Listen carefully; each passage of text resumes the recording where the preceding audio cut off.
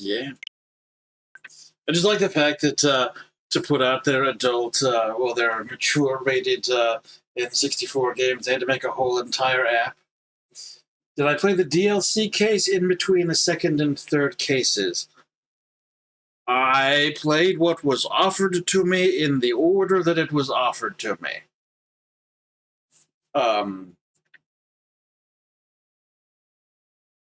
So I don't know. What was that case called? All right.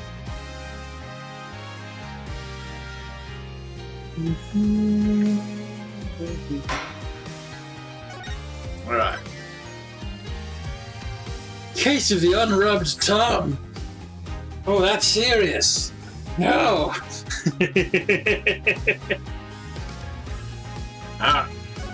Day 1 hostage crisis. Space Center.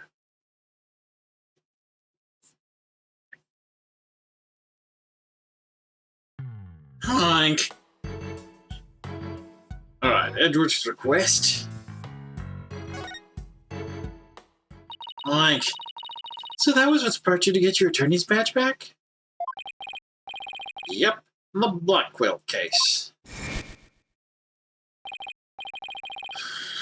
Right, I have a special request. I want you to clear one of my subordinates of suspicion. Hey, I'm not even a lawyer anymore, remember? Haven't been one for a long time. You don't remember the name, but it's about pirates. No, we have not encountered pirates. Also, Busy Bee, thank you very much for the very large belly rub emotes. You all know we appreciate these around here. Haven't been one for a long time. That 8-year misunderstanding has been cleared up. You must be eager to return. Like. I'm sure you're familiar with the other case that ushered in the dark age of the law.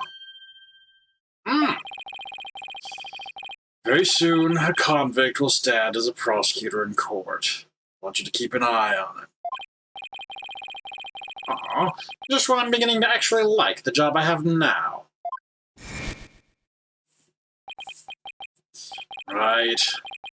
I'm sorry I dragged you into this. Because of the espionage aspect, I wasn't free to give you all the details. Hey, no need to apologize. It's like I said on the phone the other day. I know that the type of criminals you're after now aren't small fries anymore. It looks like your target finally decided to make a move. Yeah. Wait, was that both bark? Yeah. Okay. Alright. Threw me. I thought that was a changed speaker. Yeah, it's for this very reason I returned. Time to bring it to an end. I'm going to end the dark age of the law. And that's what this is all about. The dark age of the law. Is there no music? So neat. The dark age of the law? It sure comes up a lot these days on TV and in the papers. And I hear there are more false charges and fabrication of evidence than ever. When I became chief prosecutor, the court system had already lost the people's trust. It all began 8 years ago. The lawyer was caught fabricating evidence. A year after that, the prosecutor was found guilty of murder. Wait, do you mean... That's right. He's talking about my case and Prosecutor Blackwell's.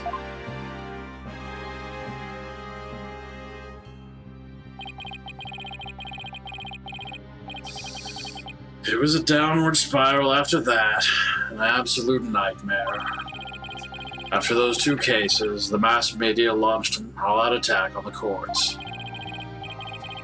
Public opinion was tainted, and before long, the legal world itself was sucked into it. At the It's such a shame. Once suspicion forms, it's very hard to shake.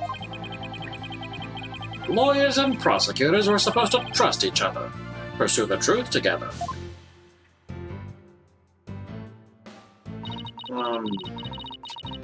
It's so sad when people begin to cast doubt.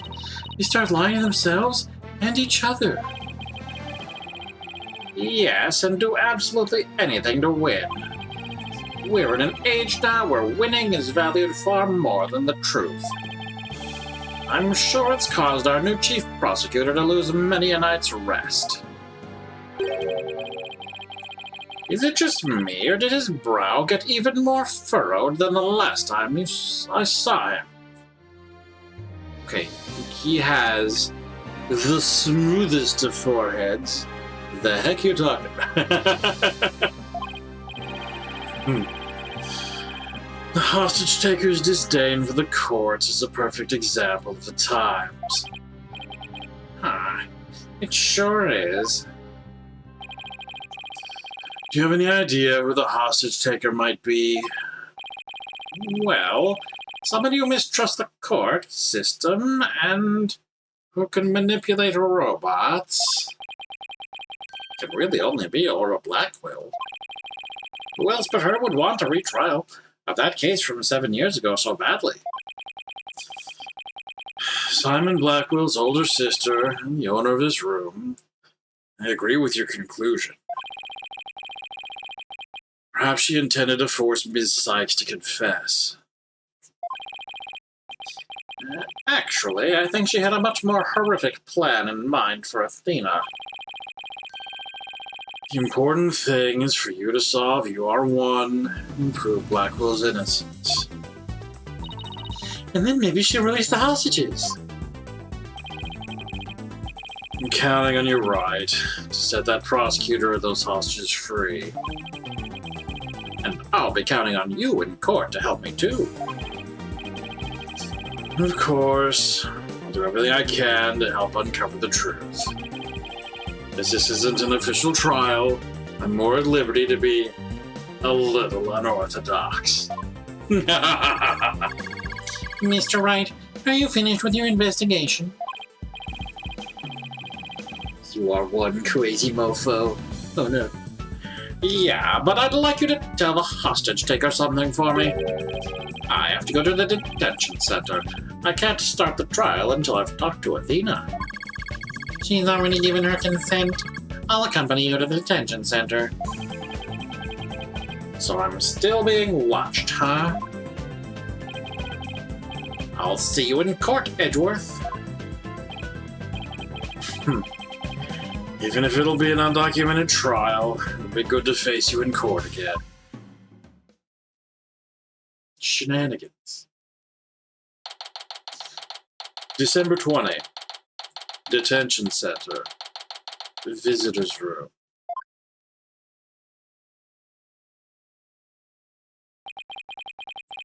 She was right by my side only a few short hours ago. But I feel like I haven't seen her in ages. Oh, Mr. Wright. And Pearly, too. You met Pearls? I knew you'd come. After all, first step is the interview with the defendant. And because you're my friend and I was worried about you. Thanks, boss. I'm not the only one who's worried either. Really? Who else? I saw Miss Woods today. She was so beside herself she came to find me. She told me you used to live in the Cosmos Space Center. No wonder you knew so much about the place. Oh, so you know, huh? I'm sorry I didn't tell you. That's all right. But there are some other things I'd like to ask you. Sure, you can ask me anything. I promise I won't keep any more secrets from you. Alright, the day of the crime. Tell me about the day Clay was murdered. I was actually at the Space Center that day. In In the Space Museum. Right where the culprit fled to? That's not good. You mean you actually did put your fingerprints freshly on the lighter? I never could fully deal with what happened 7 years ago. When I saw Center again during the news coverage of the Hat 2 launch, I thought maybe if I went in there, things would be different this time. It must have taken a lot of courage to face your past like that. So I went to Space Museum the evening before the explosions. This was before the launch pads had been switched. There was a sign that said closed for repairs, and they weren't letting anybody in. Yeah, the director couldn't very well switch the pads if there were people in there. But I snuck in anyway. Did you want to see that Hat 1 group photo? The one with your mother in it? I did. But what I really wanted to see was her jacket. That jacket on display? That was Dr. Sykes's? Hat 1 exhibit updated in the court record. A newspaper clipping, a photo of the people involved in the launch, and the jacket worn by Dr. Sykes. But I should have known it wouldn't be easy to get over such a traumatic experience. The second I saw that jacket, it all came rushing back to me.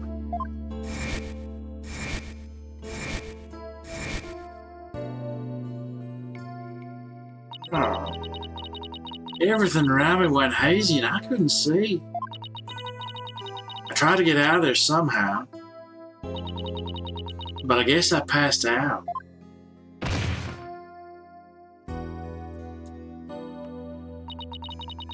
When I came to, I was in the passage behind the rocket. I was in the shadows where people couldn't really see me.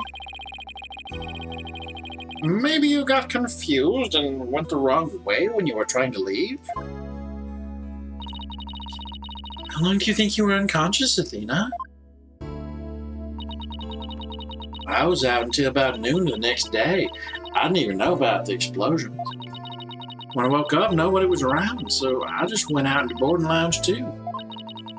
My mind must still been fuzzy because my memory's vague after that. I don't remember how I got home. No memory, huh? This is gonna be tough. Which means, what if I'm the one who killed Clay? I think that's enough of that, Athena. Let's talk about something else. So, during the entire incident, she was unconscious in the Space Museum. Of course, I believe her. But will anybody else? Your mother's work? What kind of research was Dr. Sykes, your mother, doing? Machines that could tell people's emotions by their tone of voice. And my special ability. Someday when people travel to distant planets, their companions will be robots. So she said they had to be able to understand how their human companions felt. Wow, robots that can understand people. I was just a convenient subject for her research. All she ever did was work, and she never paid any attention to me. Oh, sorry about that. Dredged up all that old stuff. No need to apologize. I guess her home life was complicated. Oh, by the way, Ms. Wood said something about you always wearing headphones? She always wore these big, heavy-looking headphones. She said her mother made them for her. It's part of her research. I had to wear them every time I went out. Oh, I hated them so much, but she wouldn't listen. What were they for? Oh, she gave me some kind of explanation. But I don't remember now. It's too difficult for a little kid to understand. Okay, but let me say this one thing. I don't think your mother only thought of you as some handy subject for her research. I want to believe that. But just about the only things my mother left me were with her widget. And this earring. Ooh, it's beautiful. It's made of a piece of real moon rock she had for research. Maybe she did love me, in her own way. I'm sure of it. I'm really sure she did. Because that's what I want to believe too. Moonrock earring added to the court heckin' record. An earring that Dr. Sykes gave to Athena. The stone was cut from a real moon rock that was being used for research. I better ask her a little more about her mother's research. I should show her that paper I found in the robotics lab.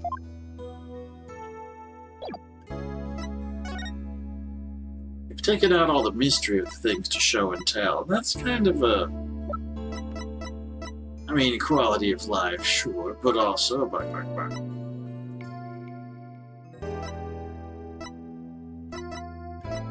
Paper? Wait, is he talking about the... Here I say... Oh, yeah! Yeah, it's everything! I'm like, oh, wait, hold on, what? The paper I found in the robotics lab. Okay. Probably this one. Robots with a heart.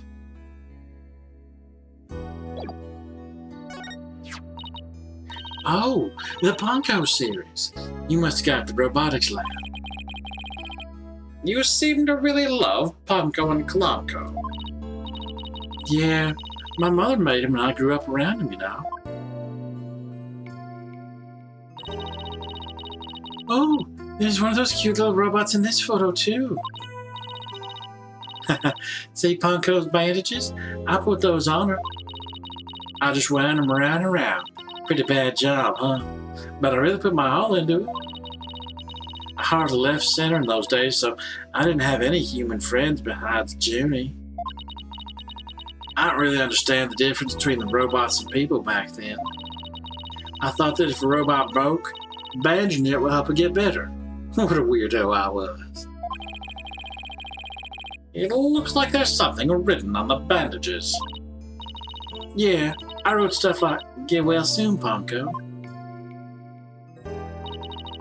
But in the end, my mom just put her on the operating table and fixed her in a flash.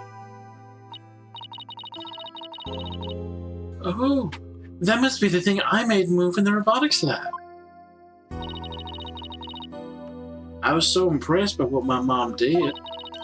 I even asked her if she would put me on the table and fix me if I ever got hurt. It looked just like magic to me, what she could do. It's probably why she died on the table with a little girl who grew up around robots. She seems to have some good memories of it. 7 years ago. On a different subject, did you hear about the person holding up the Space Center? Yes, a little. And this person's even taking hostages?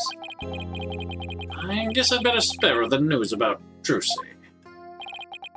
Well, after some negotiating, we agreed to do a retrial of a case from 7 years ago. What? You kidding me? So that means Prosecutor Blackwell might... Yep. I know he's innocent. I just have to prove it. So, wait. Did you know him back then? Yes. He used to come visit my mom a lot. He studied psychology under him. We sometimes ask for advice on his legal cases. He was very kind, considerate, straight as an arrow. Unlike now, where he's more twisted than a basket of snakes. Well, that's why I took the witness stand during his trial 7 years ago.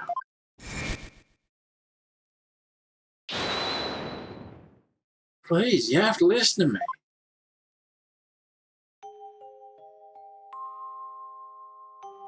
When the moon rock wasn't an earring at the time. He didn't kill her. His heart is screaming that he didn't kill her. I was a fool. How could anybody else know what I was talking about? She heard the voice of his heart.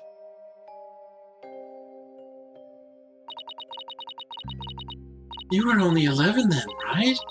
You were very brave just to give testimony. Charles is right. You did the very best you could at the time.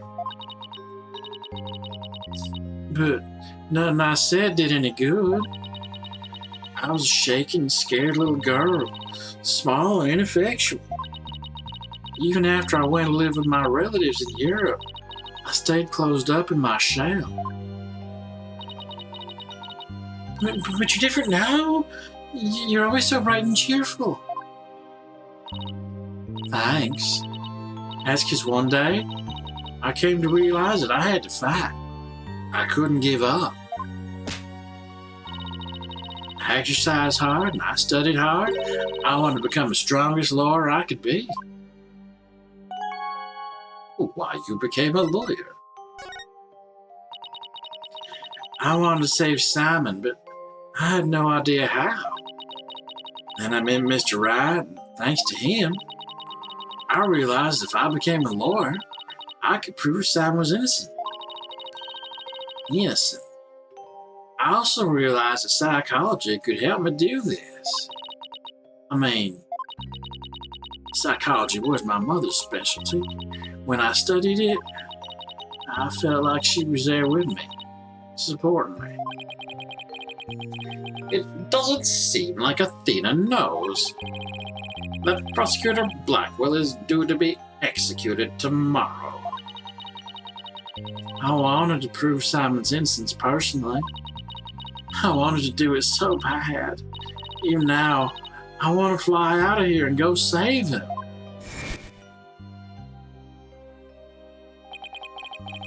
Come to think of it, she said something like that during the Themis Legal Academy trial.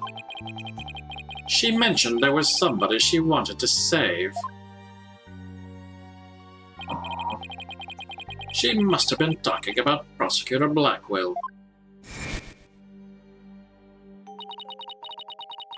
I heard some prison guards say that you had an interview with Simon. How was he? What did he say? No, I can't tell her. But how can I lie to Athena? He was doing well. He was happy about the possibility of being proven innocent. He was. I wonder if he smiled like he used to back then. If I can't prove Prosecutor Blackwell's innocence in this trial, I don't think Athena will ever forgive me. I mean, it seems already hinted out that probably one of the robots put her in the chair trying to operate upon her, make her better. That's shenanigans, but who knows? That's several kinds of shenanigans, actually. I don't think Athena will ever forgive me. I just have to free him. Failure is not an option here. It's a certainty. Oh no. I thought you might be here. Mr. Lawyer, we're in trouble. We are? What is it? I couldn't find a single open courtroom. They're all in session. Oh no, but this is an emergency. It's very difficult to interrupt a trial once it's underway.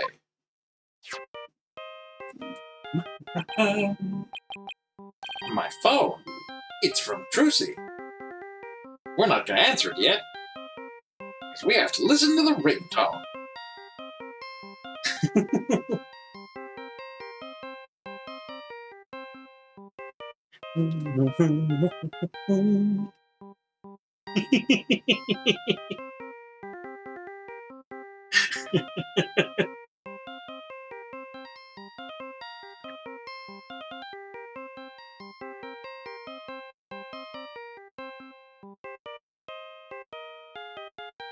Okay, all right.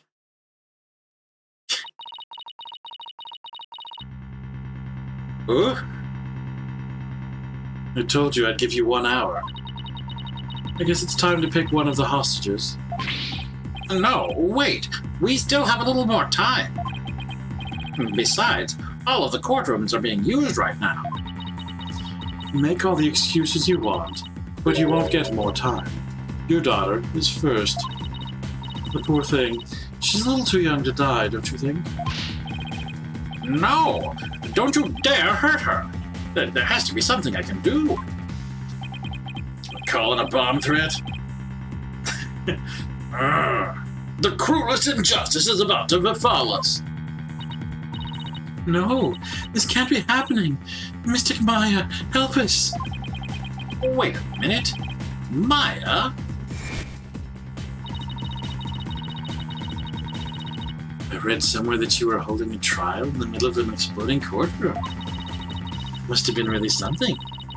Although, weird is par for the course with you. Yeah, there's a whole exploded courtroom. A courtroom? Blew up. That's it. There is a courtroom we can use after all. Okay, time's up. Too bad. Any last words you'd like to say to her? Hold it! Hold it. Ara, please don't add to the crimes you've already committed. So you know who I am, do you? It wasn't like I was trying to keep it a secret anyway. We're ready to start the trial.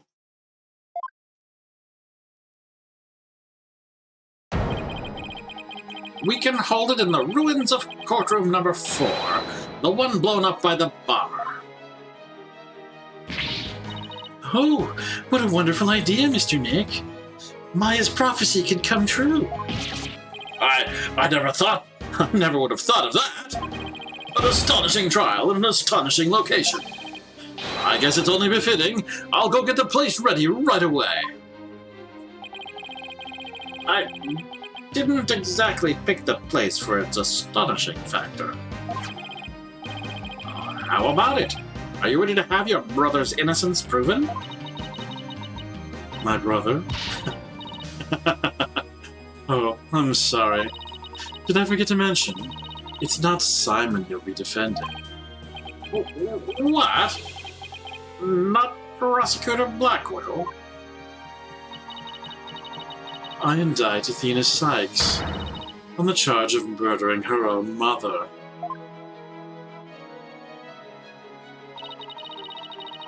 You'll be defending the little princess there, the one behind the glass. What? See you in that mountain of rubble you've chosen for our courtroom, Mr. Wright. What is she talking about? Athena? Of course. Why didn't it ever occur to me before? If Prosecutor Blackwell's innocent, somebody else had to have been the true culprit. Did I? Did I kill my own mother? No. No!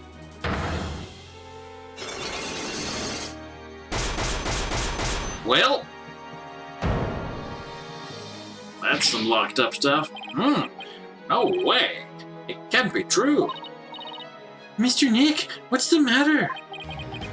I see 5 black psyche locks. They're back. I've seen these kinds of locks before. Dark, black locks protecting a secret hidden deep inside a person's heart. They're back and they're black. And there's no way to remove them. Oh no. Oh no. The doom. To be continued. Oh no. Luckily we have plenty of time within which to continue. Save your current progress soon. Alright. Trial, day 1. December 20th, 3:11 p.m. District Court, Defendant lobby. Number 5. Number 5? I did a little research. I looked into those special psyche locks you mentioned, Mr. Nick. You did? That's great. I really appreciate it. A red psyche lock protects a secret a person is consciously trying to hide. If the person folds under questioning, the lock breaks and the truth comes out. Yep. That's exactly how I got the truth out of Detective Fulbright and Director Cosmos. But a black psyche lock protects a secret from the deepest place in a person's heart. A secret that person isn't even consciously aware of. So even they don't know it's there. Athena isn't trying to keep anything from you on purpose. For some reason, part of her heart and her memories are sealed off, even from herself. Okay, so all I have to do is break the psyche locks, even though I just got done saying they can't actually be broken at all. According to my research, a black psyche lock is like a heavy chain wrapped directly around someone's heart. If they're ripped off by force, it could cause permanent damage to a person's soul. In other words, if I'm not careful, I could traumatize Athena for good. Oh. Pearls, could you stay by Athena's side? She must be suffering under the weight of such a heavy burden. All right, but will you be all right by yourself, Mr. Nick? I'm up against Edgeworth. I have to be able to give this trial all my focus and strength. And you can't do that if I'm there. I'll just hold you back. No, that's not it. I just meant that I can relax and concentrate if I knew you were Athena. If I knew you were with Athena. You're the only one who can do it, Pearls. All right, I'll do it then. Good luck, Mr. Nick.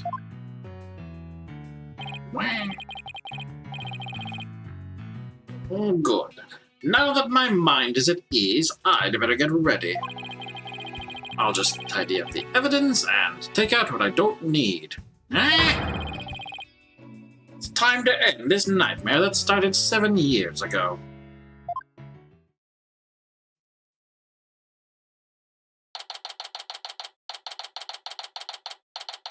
December 20, District Court, Courtroom number 4. Defense, prosecution, and judge. There are even people at the gallery. The roof has been completely blown off and the walls have collapsed. But today, this ruin is my battleground.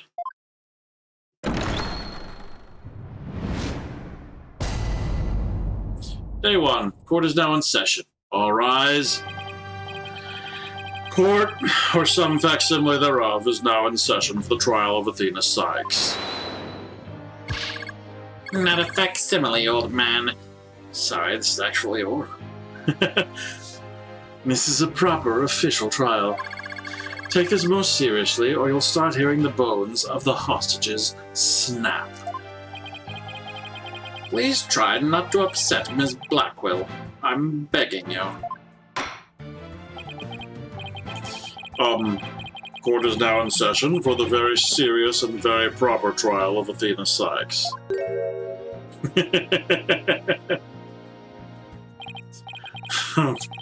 This is no trial. It's nothing more than a ridiculous farce. What did you say? Edgeworth, did you not hear what I just said to His Honor? However, this ridiculous farce has a very important meaning for our legal system.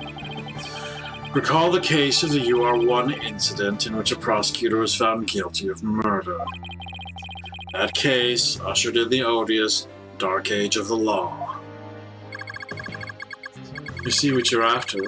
If we can find the real truth behind that case today, Precisely. The darkness will be dispelled and glory shall be restored to the court system. Prosecutor Edgeworth, you sound as if you know something of this truth. I do indeed. A new suspect has emerged in the UR1 case. For 7 years, Simon Blackwell has refused to speak in order to cover for someone else. Brace yourself, Phoenix. Here it comes. I'm sorry, Wright, but the situation is what it is, and I must do what I must. The prosecution moves to indict Athena Sykes on the count of murder in the first degree.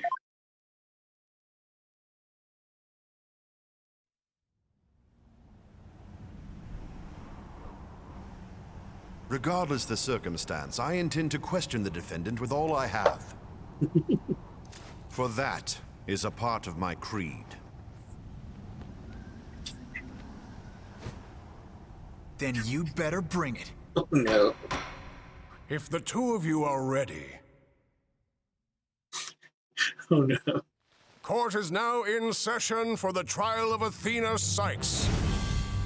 Your Honor, the defense was born ready. The prosecution is also ready. Oh, no.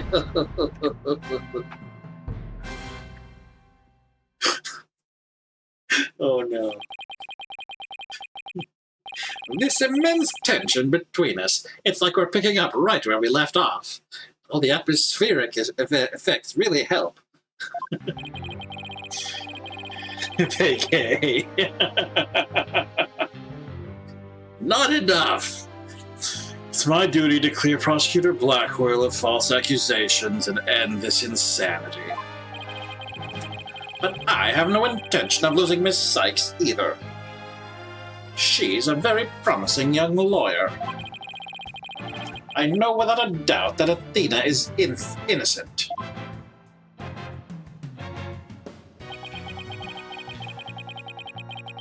But I don't think Prosecutor Blackwell did it either.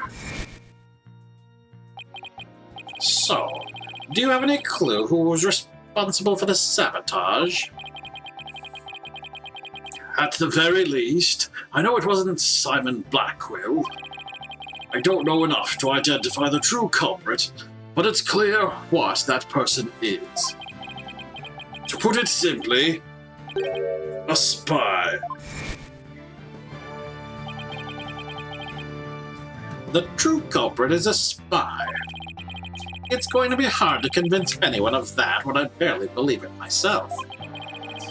But I don't have a choice if I want to save Athena and Blackwell and expose the spy. Now then, Chief Prosecutor Edgeworth. No need for the Chief Prosecutor bit, Your Honor. I'm here as a simple prosecutor. Very well. Your opening statement, please, Prosecutor Edgeworth. Although I've been known of late to give an impressive opening statement myself.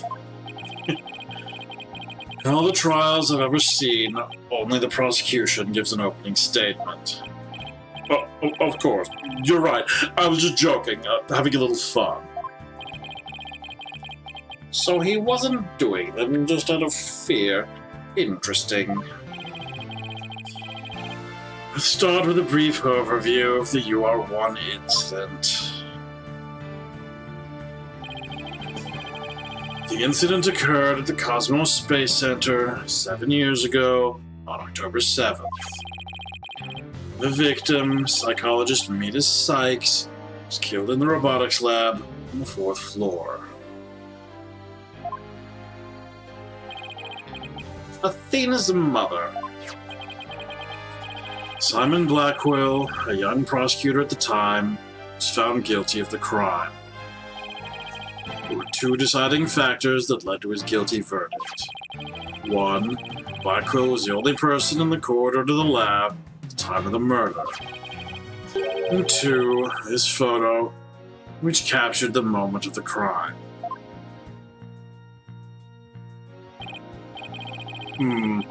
Very incriminating evidence indeed. It would appear that the only conclusion is that Prosecutor Blackwell did indeed... Are you kidding me? I'm not accepting any conclusion of the kind. This opening statement is over. Now, hurry up and call the witness. Excuse me, Miss Blackwell, but we must follow proper procedure for these things, you know. Or perhaps we should heed her wishes, Your Honor. She is the trial's sponsor, after all. Besides, the courtroom is chilly, and sitting for too long can't be good for your back. Oh, you're very kind to show such concern for the welfare of the elderly. As skilled as ever as playing the court puppeteer, I see. Prosecution calls its first witness. A witness who decided to bring forth new testimony after 7 long years. New testimony? And just who is this witness, anyway? The witness,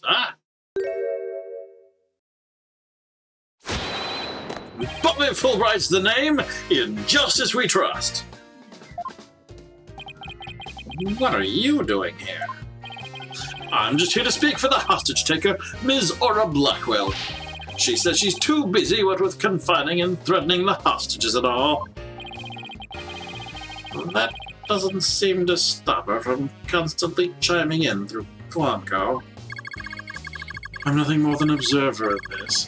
Do your best. I'm watching you. Believing her brother innocent, Miss Blackwell has been conducting her own investigation. And though her current actions are hardly lawful, I think we can at least hear her theory. I have here Miss Blackwell's notes on the investigation she conducted.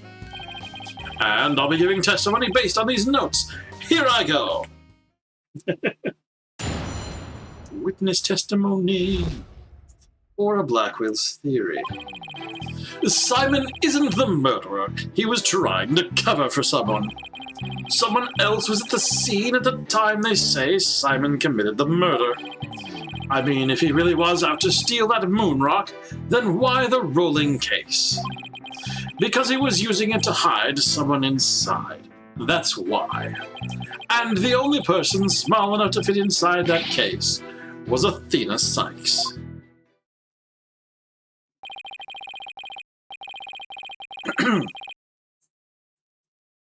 Oh my.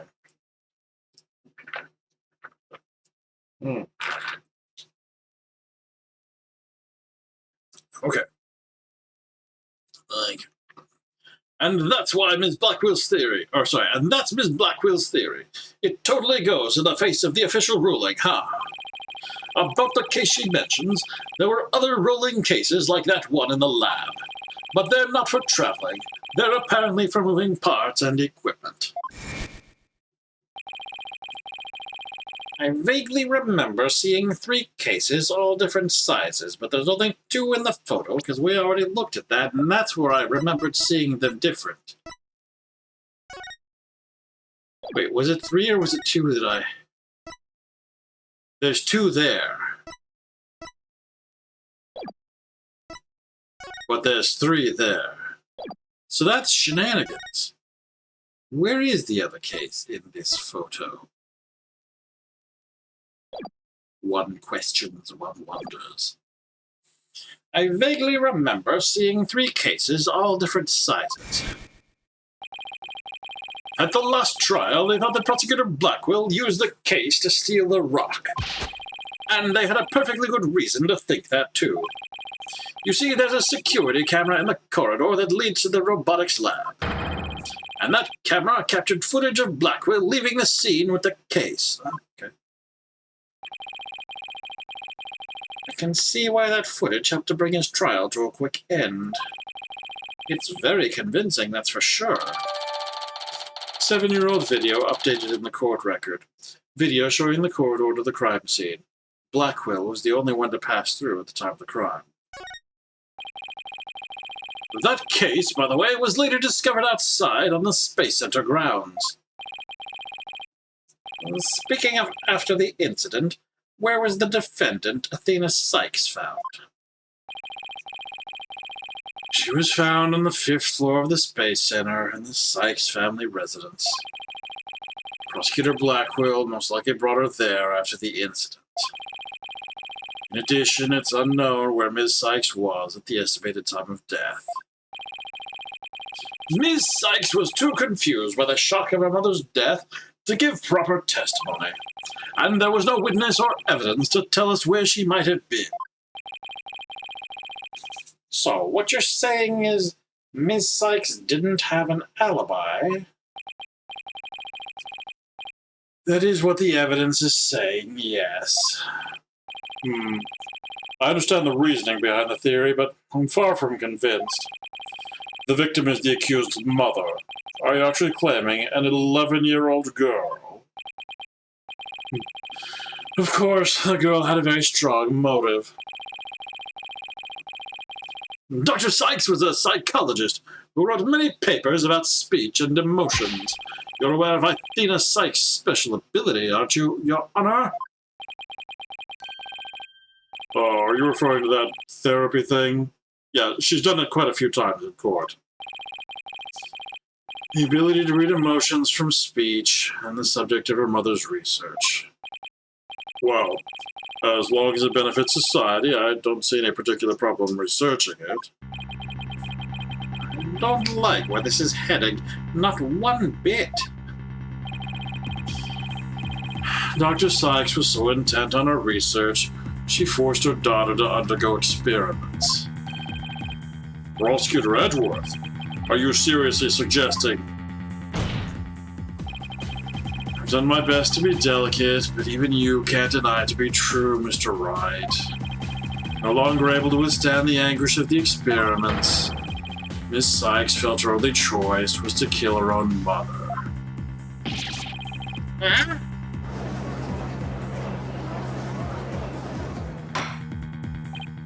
Order. Order in the court. What a tragic story. I hardly want to believe it myself. But we must proceed. Mr. Wright, if you could. Detective Fulbright, please refer to the notes.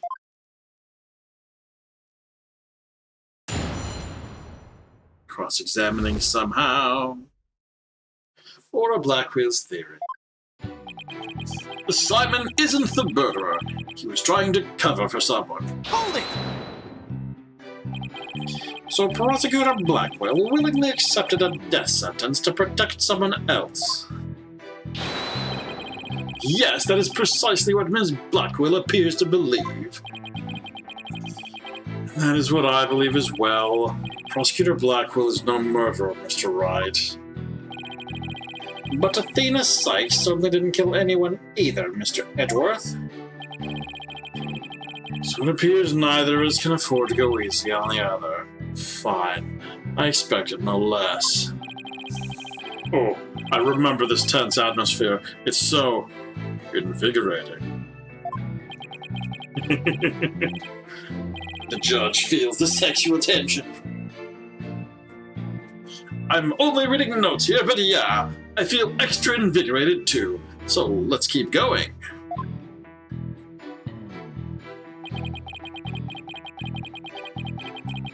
Someone else was at the scene at the time they say Simon committed the murder. Hold it! But that's just speculation. Objection! No, Miss Blackwell has proper grounds for her claims. Objection! Then why didn't you say so in the first place? Objection! You're the one who screamed, "Hold it," and cut me off.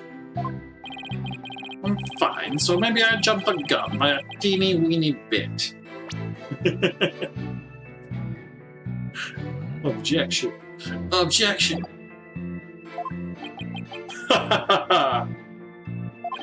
Now I know what they mean when they say close enough to argue. Moving on. I mean, if he really was out to steal that moon rock, then why the rolling case? Hold it! This rolling case. I suppose you mean the one that existed in a photo with Prosecutor Blackwell in it, but was absent when the crime scene photos were taken? Yes, that's the one. And Miss Blackwell has drawn a conclusion from these two photos. She has? And what is that conclusion? You're the one with her notes.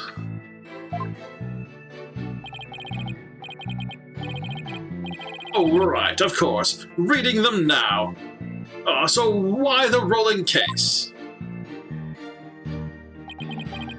Because he was using it to hide someone inside. That's why. Hold it!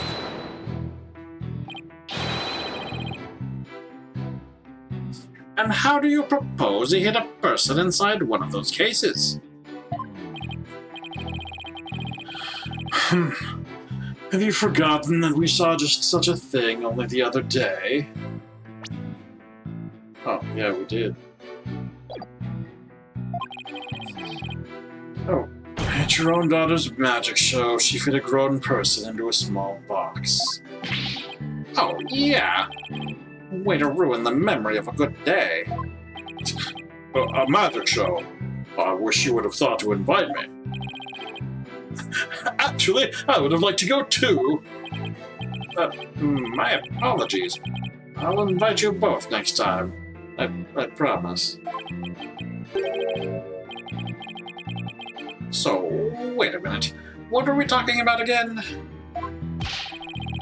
Prosecutor Blackwell was using the case to hide someone. And the only person small enough to fit inside that case was Athena Sykes. But robots are also of a size. But that's nothing more than conjecture, and it's hardly the only possibility. In that case, what do you think Prosecutor Blackwell had in that case?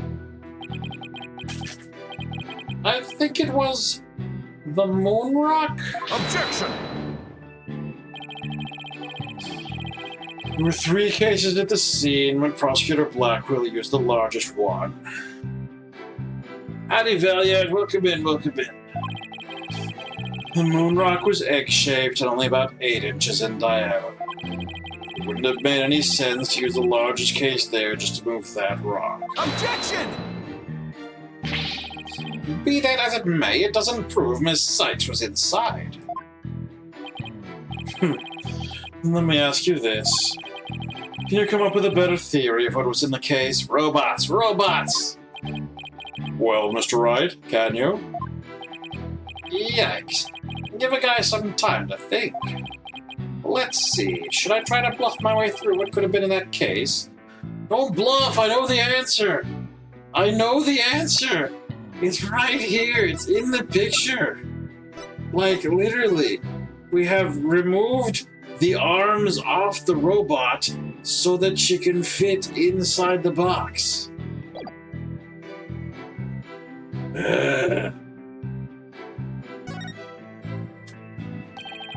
I know exactly what Prosecutor Blackwell carried from the scene. I just had to find something else that was missing, right? No sweat. Oh, I'd be very interested in hearing your theory, if it's true, that is. This is a crime scene photo taken after Prosecutor Blackwell left, correct? All we have to do is compare this with this photo of Prosecutor Blackwell to see what's missing. Yeah, the table, or the robot arm. If he took something with him, then it should be in one of these photos. Lady Luck, don't fail me now. All right then, Mr. Wright, let us hear your theory. What did Prosecutor Blackwell take from the scene of the murder? Robot. Robot. Take that! Please notice that there is a robot part on top of the gut in this photo. However, in this photo taken after the crime, the robot part is gone. In other words, this part is something that was taken from the scene of the crime. You do appear to be right. I don't see it in the second picture. But it's just a piece of junk. How important could it be? Is it really just an insignificant robot part? No. Speaking of which... What are you looking at? I'm gonna start charging for each glance, per eyeball. Stingy, stingy. What happened to the age of free previews? Like? Your Honor, about this robot part. Doesn't it look like it could be an arm from that robot there? Well, now that you mention it, it does, doesn't it? Insignificant robot part, yeah, exactly. Howdy, Zap, welcome in. Oh, hey. Well, now that you mention it, it does, doesn't it? But the case is still too big to be practical for just a moon rock and a robot arm. But was it really just the one arm that was in there? Maybe it's the whole rest of the robot. If it wasn't Athena in the case, then maybe... I believe there was another robot at the scene that looks just like the one here. Your Honor, it is the defense's assertion that it was this other robot that was in the case. What? Objection! We can't be certain that part belonged to a robot. Yes, it looks like the arm of the one before us, but it could be something else entirely. Besides, it's wrapped entirely in bandaging, making it difficult to verify what it is. Objection! I know for a fact that it is a robot arm. I can even tell which robot it belonged to, just by looking at it. With this information, we can investigate whether it was there at the time or not. But, Mr. Wright, I thought you were more of the technologically illiterate type. When did you become such an expert? I feel somehow abandoned. Not to worry, Your Honor. I still know next to nothing about machines. But I know this piece of evidence proves which robot the arm belonged to.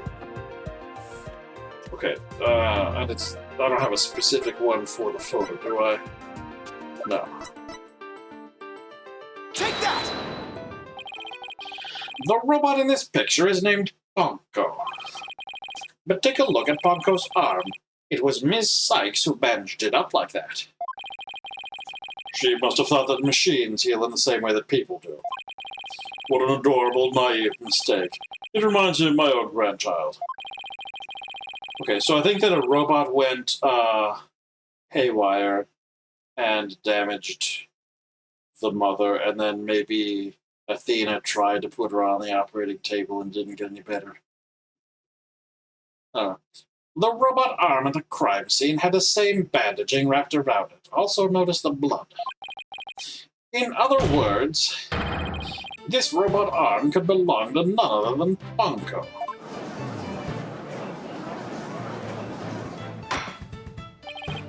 Order in the court. Order, I say. Prosecutor Edgeworth, what do you have to say to this?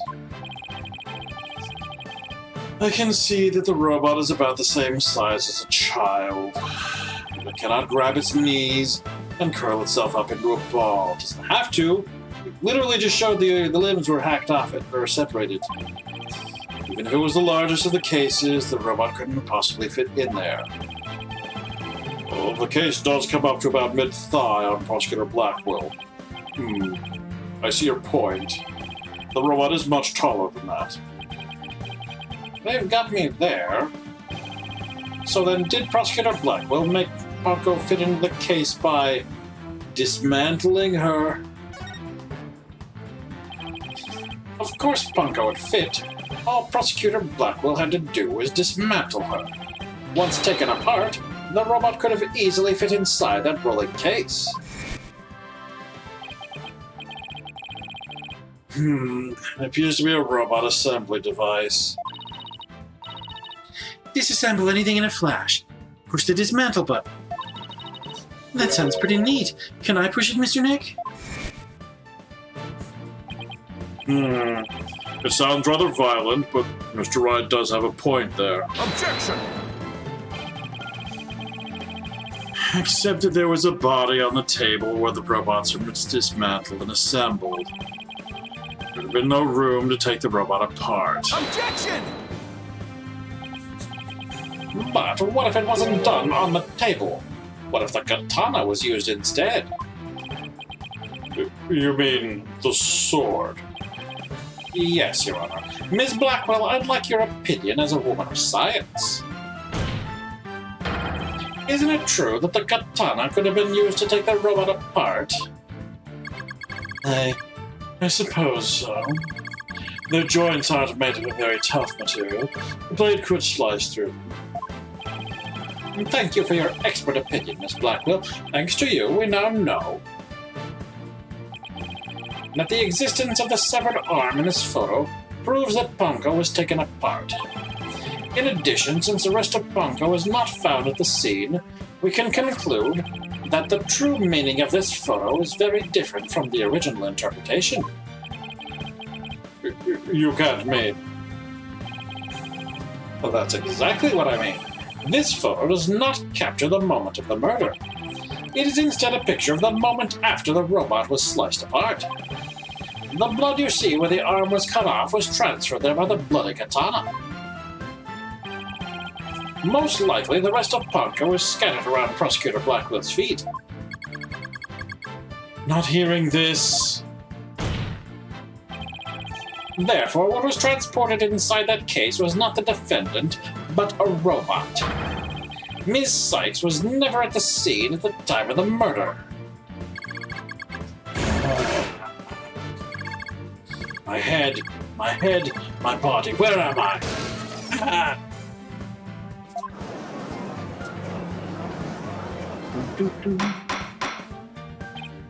Order in the court. It's true that Ponko was found in pieces after the murder. And I'll admit I repaired her myself afterwards. Oh, did you? Photo of the crime updated in the court record. The photo shows Blackwell taking the robot apart. There's a bloodstain on the end of the robot's arm. Why is the robot bleeding? Yes, I'm finally making some progress. Hopefully I've gotten at least one step closer to proving both Athena and Prosecutor Blackwell innocent. Objection!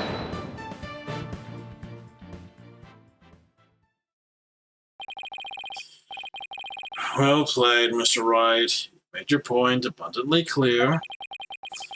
I can see that it wasn't the defendant inside the rolling case, but the robot.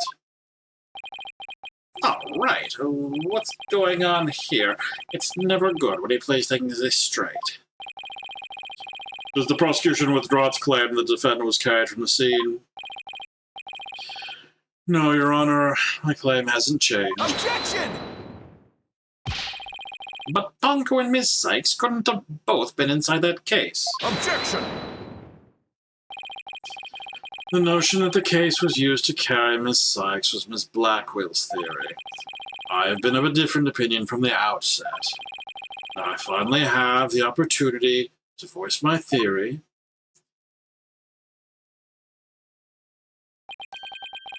Thanks to the defense. Edgeworth, he's been one step ahead of me this whole time. In that case, how do you propose the defendant left the crime scene? It's simple. The footage only shows Prosecutor Blackwell from behind. What's more, he's holding his arm in front of his body, as if he were holding something, or someone. That's hardly evidence.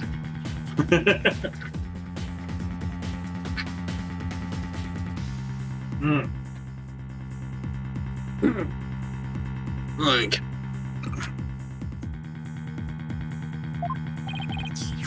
I have proof the surcoat Prosecutor Blackwell was wearing. The victim's blood was found on the front of it, and the stain had a highly distinctive shape. A blood stain with a distinctive shape? Please continue, Prosecutor Edgeworth.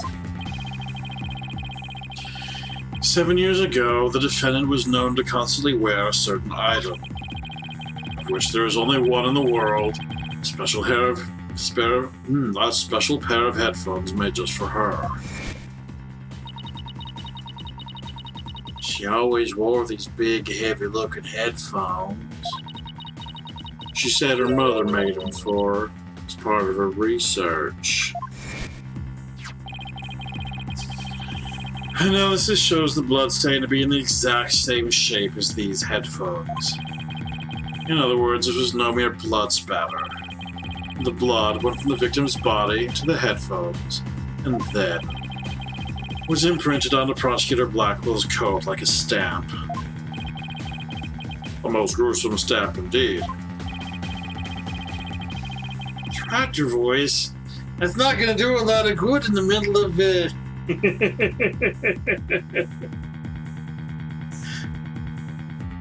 No, it's alright. We'll just return it. You're fine. Ah.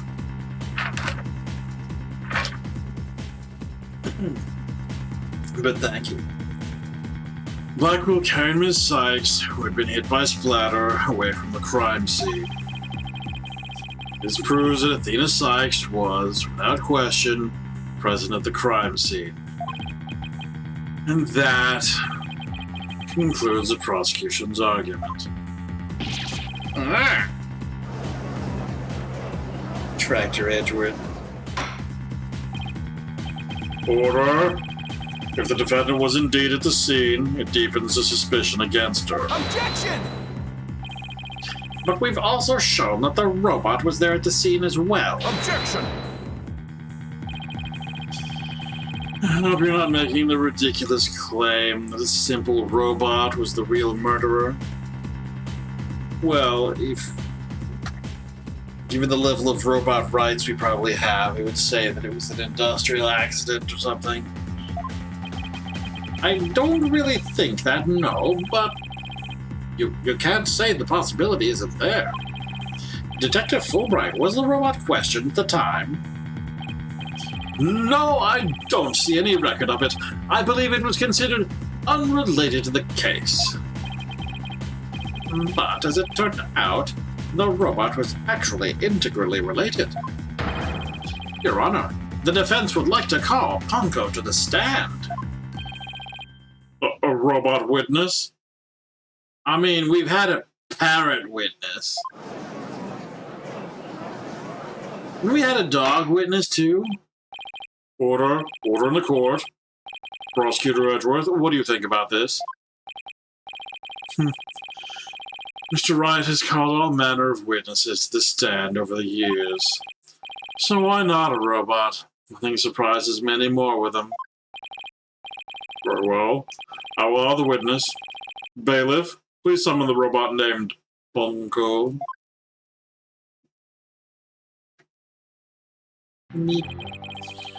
Witness, please state your name and occupation.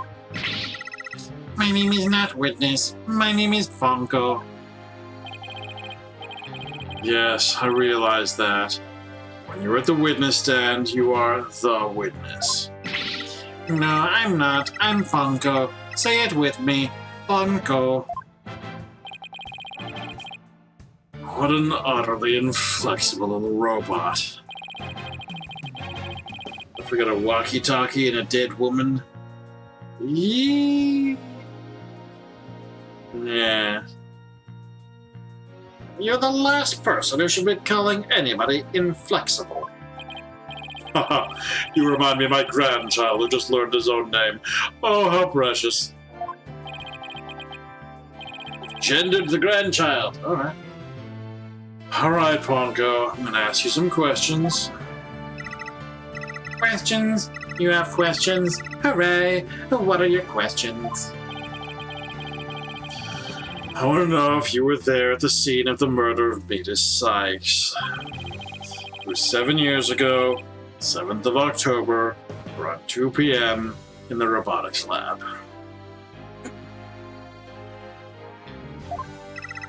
Certainly. Just one moment. Searching data. Search complete. Yes, I was there in the robotics lab.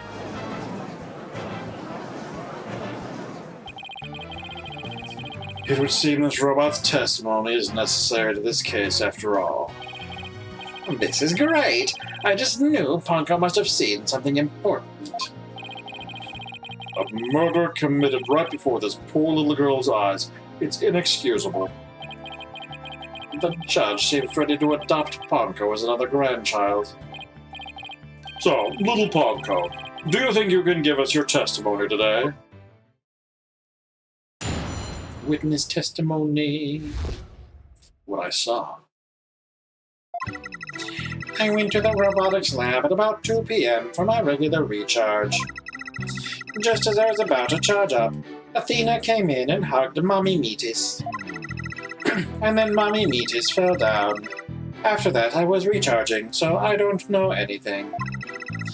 After I charged up, I was cleaning the room, and Mr. Slineman came in. And then an error occurred. There is no data after that point. Well, it sounds like the defendant was, without question, at the scene. However, it doesn't appear that the witness saw the actual moment of the murder. I disagree. This testimony shows that the defendant did indeed commit the crime. What? At the end of the day, we mustn't forget that this witness is still a machine. Being a robot, its understanding and capacity to express itself are limited. So what are you suggesting? The witness's statements need to be interpreted. For example, the term hugged and then later fell down. Adults don't usually fall down after being hugged by a child. They don't, but... Yes, what this witness statements are telling us is that the defendant stabbed the victim with a murder weapon during this moment. What?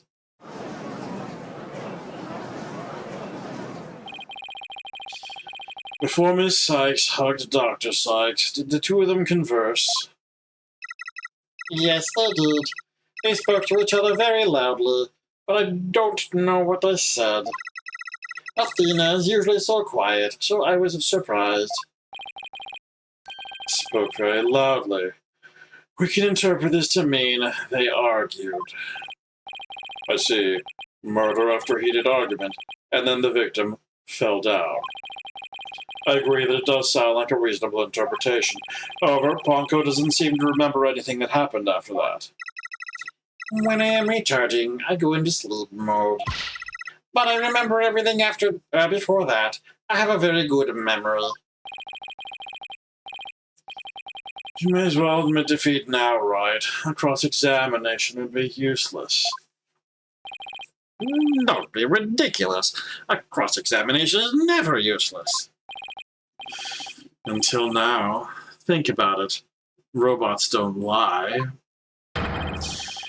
This robot is both an important witness and valuable evidence at the same time. Nevertheless, I will have my cross-examination. I see you haven't changed. You never were one to worry about wasting time. Very well. Even if it may be a waste of time, you may proceed, Mr. Wright.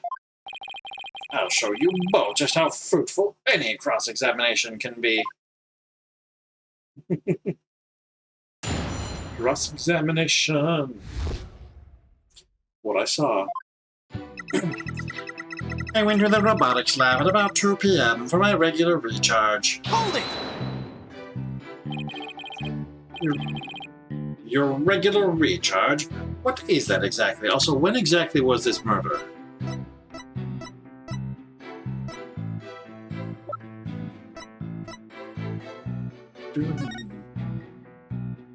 Between 1 and 3 p.m.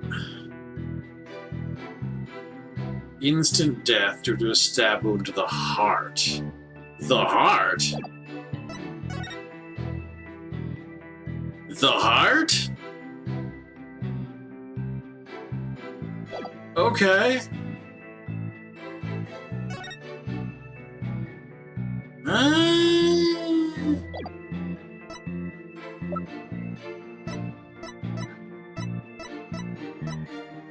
Distresses me because they don't update these things, so we're across 2 cases.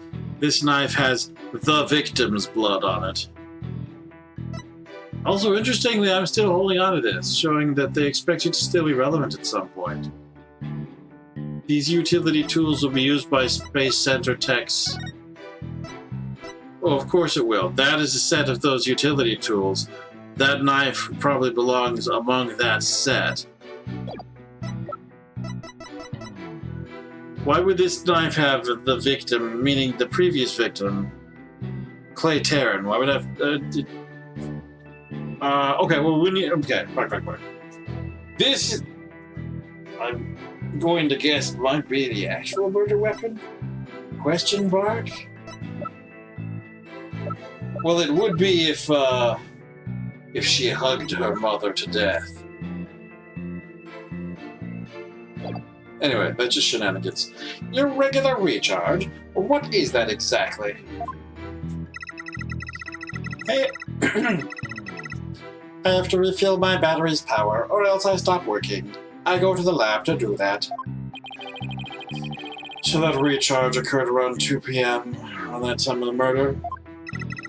And that's right, I go every day at 2 p.m. Just as I was about to charge up, Athena came in and hugged Mommy Meatus. Hold it! Hugged her, huh? Which Edward took to mean stabbed her with a weapon. You said the two of them were talking before Miss Sykes hugged her mother, is that right? Yes, they were talking very loudly, but I couldn't tell what they were saying. Couldn't tell, even though they were speaking so loudly. I'm only allowed to listen to voices that are directed at me. If you listen to every voice, it would be little better than a mobile eavesdropper. Well, that explains why some of Bunko's testimony is so vague. It's a shame that her little friend wasn't listening in, however. I could have learned what they were talking about just before Dr. Sykes was killed. Now then, what happened after that? And then Mommy Meatus fell down. After that, I was recharging, so I don't know anything. Hold it! I don't want to delve too deeply here, but wait, hold on. How do we mean after that? Wait.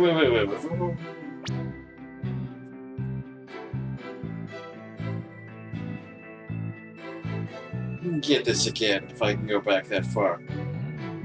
The whole thing. Doot. Oh, I won't go that far. Okay, but, I don't want to delve too deeply here, but... Could you tell us how the victim appeared and acted at this moment? Mommy Meatus was very surprised when she was hugged. I heard her heart pound. Her heart. Mr. Wright, have you forgotten about this document we found in the robotics lab? These robots have a heartbeat detection system. Now that he mentions it, I do remember reading something like that there. Yes. They detect the presence of people by the sound of their heartbeats. But wait a minute. That means... if Dr. Sykes really did die at this moment... Ponko, how was Dr. Sykes after she fell down? Could you still hear the sound of her heartbeat? Let's see... The moment she fell, her heart was pounding. After that, I don't know. I started recharging just then. Of all the unlucky timing, if you had heard anything after that, it could have possibly proved that the hug wasn't actually the moment of the murder. Well, I mean... Autopsy says instant death due to a stab wound to the heart.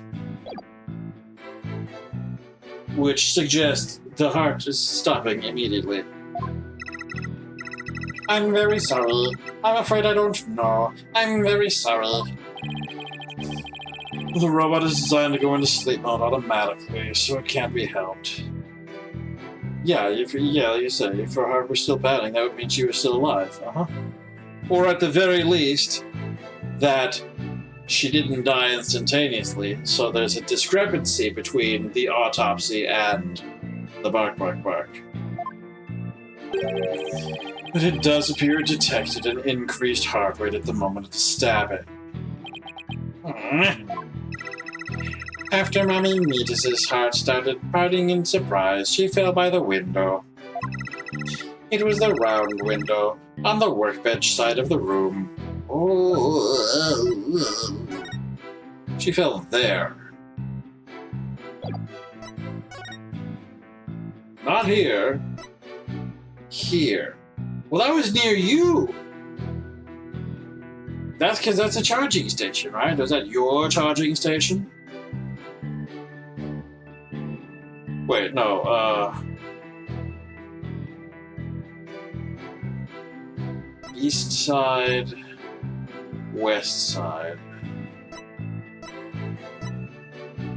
Yeah, this is the workbench side of the room. The side that has a workbench with the Hope capsule on it. So yeah. She fell here.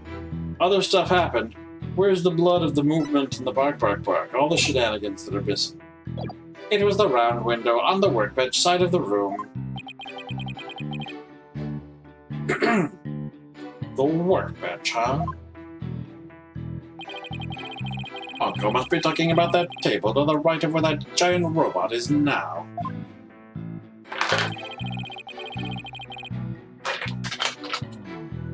Is there something critical in Ponko's statement just now? Yes. There are a few things, actually. Your Honor, I believe this statement is critical. I'd like it added to her testimony. Very well. Ponko, could you please add that statement to your testimony? That's a good little girl. Mommy Meatus fell down near the round window on the workbench side of the room. I want to press it first because I still have all these unreviewed. Yeah.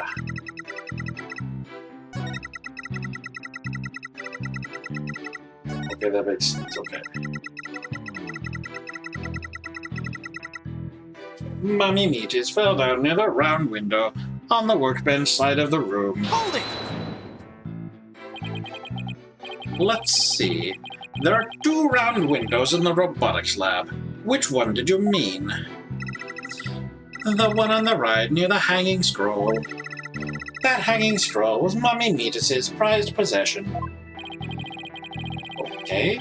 In the pictures of the crime scene from 7 years ago, there was definitely a hanging scroll and a Japanese theater mask hanging on the workbench side wall. But is there some problem with this statement? Yeah. After I charged up, I was cleaning the room and Mr. Simon came in. Hold it! Prosecutor Blackwell?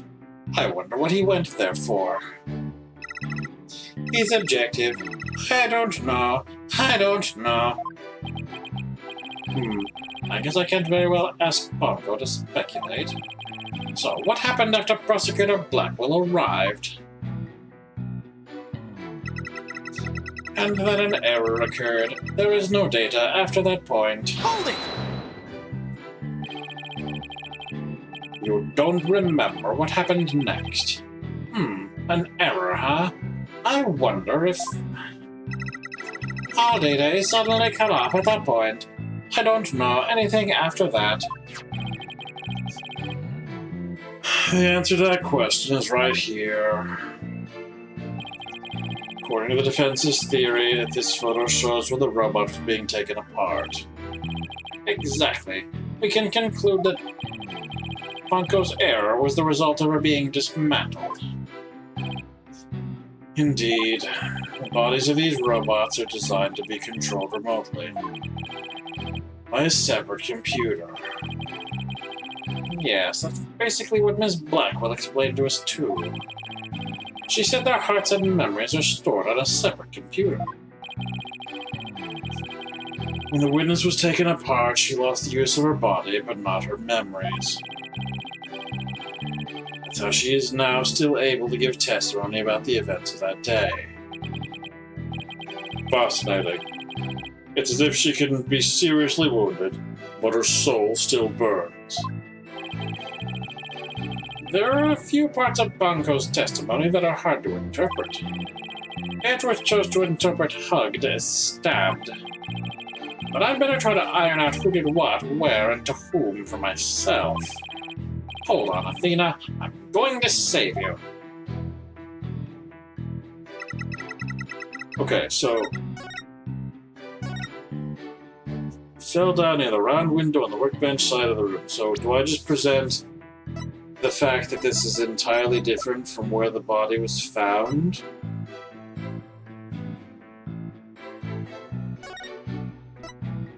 The victim's body was found on the operating table, not anywhere near this point.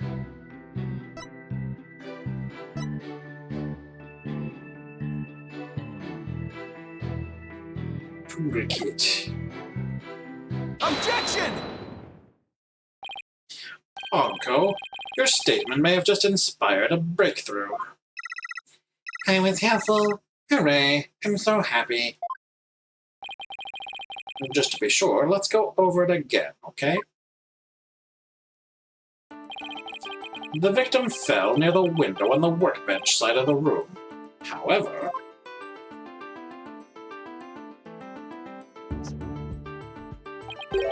her body was discovered on the operating table. But the operating table and the workbench are two different locations. Exactly, Your Honor. We've just learned a new crucial fact. What could explain the two very different locations of the body? I'll tell you what. The victim moved, or the defendant moved the body. So we have two different, Okay, so this goes back to my original theory that, the defendant in this case is Athena.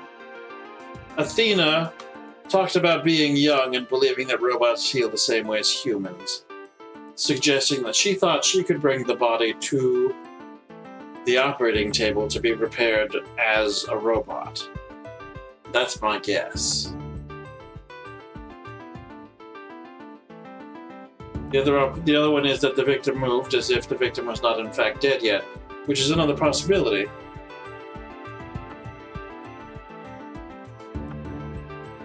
I'm going to say the defendant moved the body because that goes with my prejudices. Also, we're having fun with the bandwidth again, it looks like. I do apologize to you. The fact that the body was observed in two very different locations indicates that the defendant moved the body. You're back with strawberry cream ice cream and strawberry jam cookies? Oh, my. That does seem like a plausible explanation.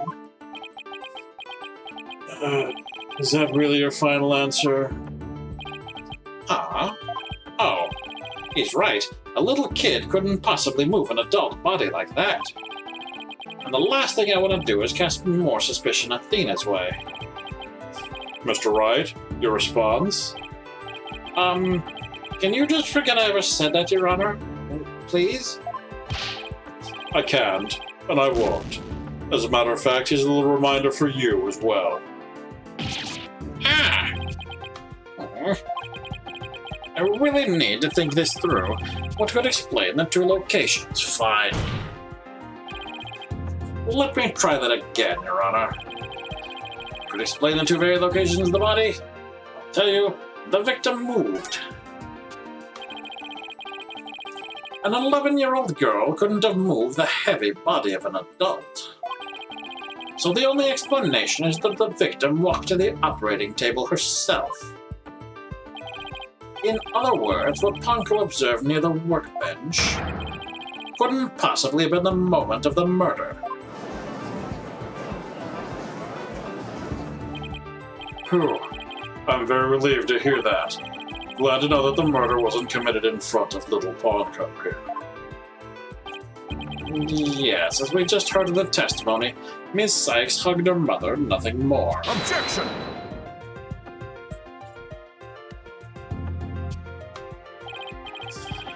Right. It's been 8 years, but you're still just as green as ever. Green? But I can't recall ever seeing Mr. Wright in anything but a blue suit. You never saw him in, beanie mode. Hey, blue's my favorite color. What can I say? If the defendant couldn't move the body herself, she could have had it moved for her. Moved for her? But Ms. Sykes and Dr. Sykes were the only ones there. And a robot. I agree. Since this robot is equipped with a heartbeat detection system, it would have been aware of another person's presence if someone else had been there. We can therefore conclude that the defendant and the victim were the only ones present. Then who do you suggest move the body? Don't you know it's in the nature of a robot to help people do things? Miss Panko, allow me to ask you a question. My name is Bonko. Say it with me, Bonko. I believe you said you were cleaning after Dr. Sykes fell down. Did you happen to move something large onto the operating table? Yes, I did. Athena asked me to. Athena asked you to? What did you move, little Bonko? I don't know. Unless something has an ID tag, I can't tell what it is. An ID tag, you say? Yes, a tag with a barcode on it. We robots scan them to tell us what a thing is. That paper in the lab did mention something about that. Uniform jacket, oh no. Recognizes people by scanning their spacesuit or uniform jacket ID tag, it said. And that was mysteriously slashed from the jacket, I bet. The slash in the jacket. Or she's also been taken out of the jacket, too.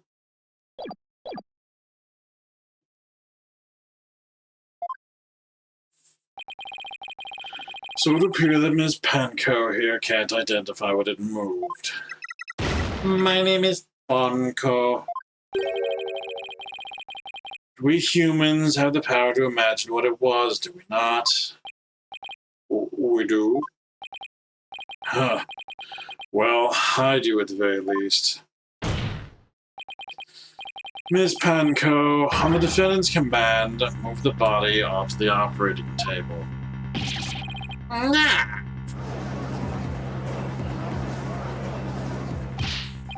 Panko, did you really move Dr. Sykes' body? This is really important. Isn't there any way you could tell? I don't know. Without an ID tag, I can't tell. Give it up right. If the victim's heart was stopped, the robot's detection system would be useless. Furthermore, Dr. Sykes usually wore her white coat while she was working. She kept a jacket with her ID tag on it, draped over a chair in the robotics lab, and only wore it for special occasions. In other words, the victim wasn't wearing her ID tag at the time. From the robot's point of view, her body was simply just another object. Objection! But Bonko is equipped with a facial recognition system.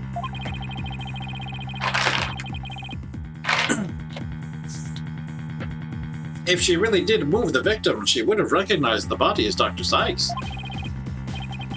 But she didn't, so that means... Objection! The face can easily be covered with a piece of cloth, a mask, or anything else for that matter. With her facial features hidden, the robot wouldn't be able to tell it was Dr. Sykes. It's alright. To summarize, Ms. Sykes stabbed her mother near the workbench, then, using the robot, she moved the body to the table, she removed the sword, and was stained in blood.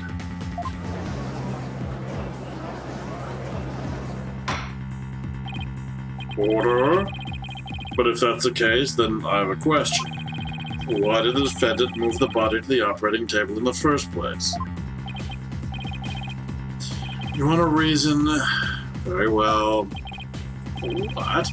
You can't possibly have an explanation. It's the one I tried to give earlier! Your emotions blind you to the truth. You could learn a lot from our robot friends. Calm and rational thought will open your eyes to the truth in front of you, Mr. Wright. Now then, do you remember the operating table's one special feature? Oh, I believe I read that robots can be assembled and disassembled there, isn't that right?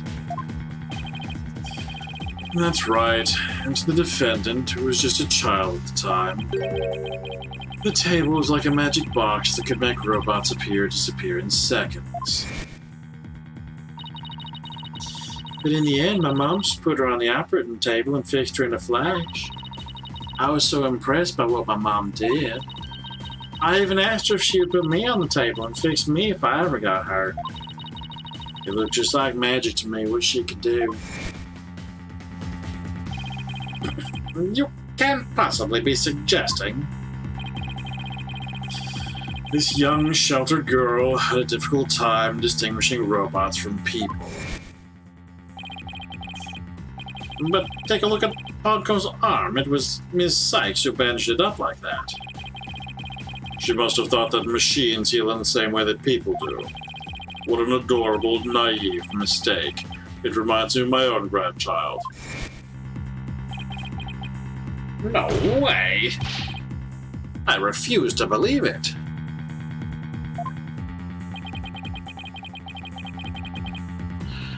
Ms. Sykes made a childish, naive, and cruel mistake. She thought that if a robot could be dismantled and vanish without a trace...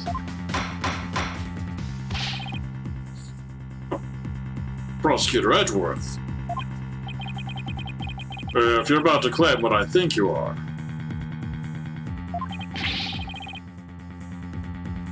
I demand that you word it as delicately as you can.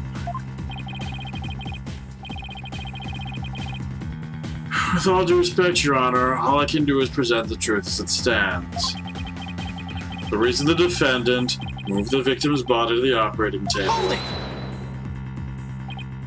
No! Don't say another word! Just stop!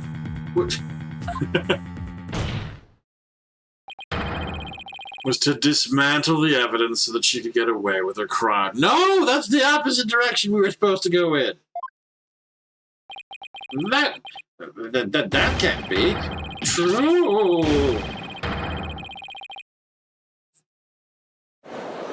It's the other way around. We literally just saw the dialogue. Order in the court. Order in the court, I say. Edgeworth, she was just a little kid. How can you say such a horrible thing?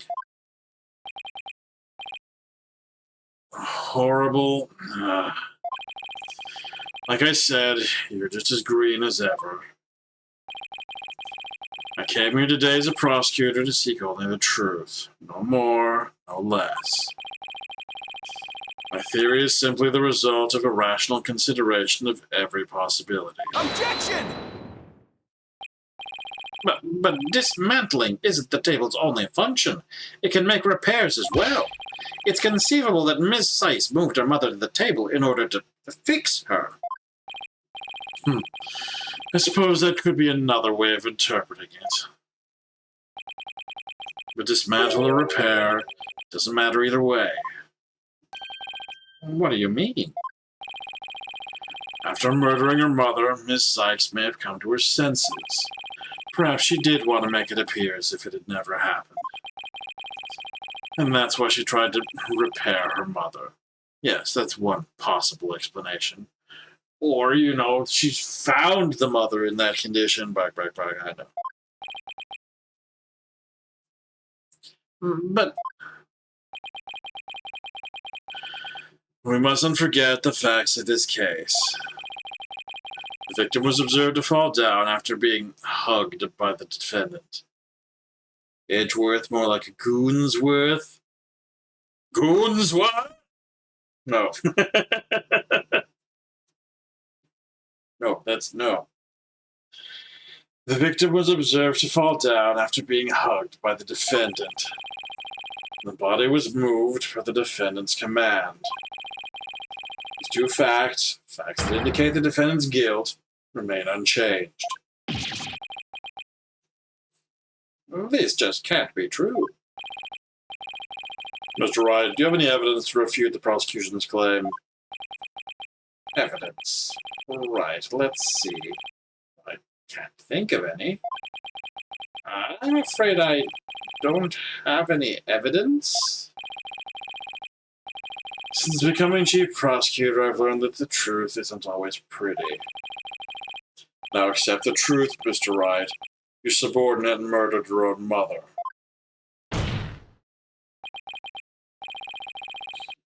Your Honor, the prosecution demands a verdict. The hostages have suffered enough. What a terrible and tragic conclusion. If the defense has no counter-argument, I see no need to further prolong the trial. Edgeworth's argument seems solid enough, but there's no way Athena could have ever done anything like that. What do I do? There has to be something, but I can't think of a single thing.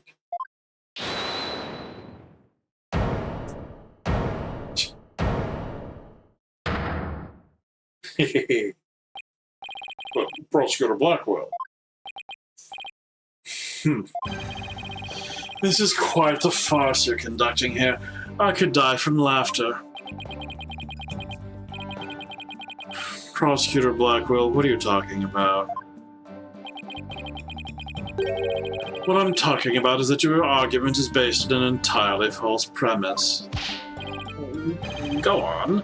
We're listening. Could this be the miracle I need? But what is Prosecutor Blackwell trying to pull here? 7 years. For 7 long years. This case has been on my mind. Not for an instant did I not think of it. I'm the one who killed my mentor, and don't think you can alter that fact now. Your baldness, I will take the stand, and I won't take no for an answer. Of course, Prosecutor Blackwell. Please go ahead.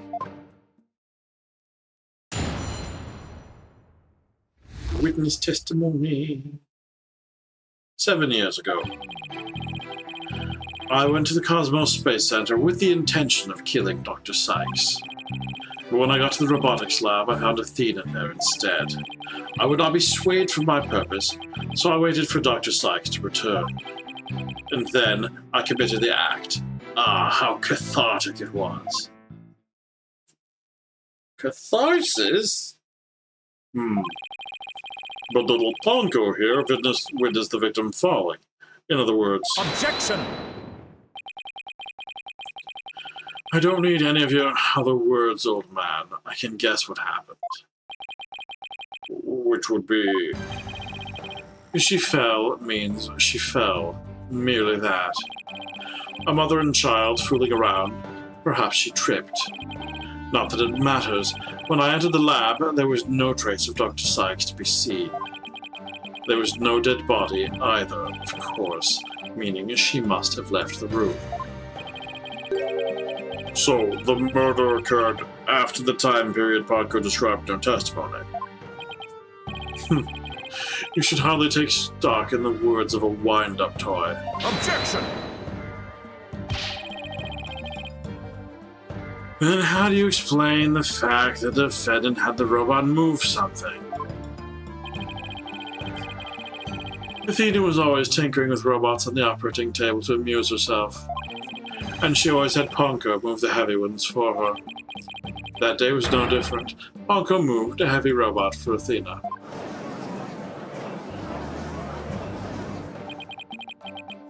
This is awful. What he's saying seems to make sense, and yet... Objection! Prosecutor Blackwell, are you trying, even now, to turn away from the truth? Don't you realize we could bring the Dark Age of the law to a close today? Objection! You expect too much from me.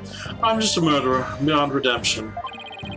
Why don't you just let me go so I can settle down into hell? Prosecutor Blackwell's execution is tomorrow. If the truth doesn't come out now, it's all over. Are you saying that the little girl, the robot, had nothing to do with the murder? That's right. So let's hear your verdict. If we don't hurry, I might miss the ferry across the Styx.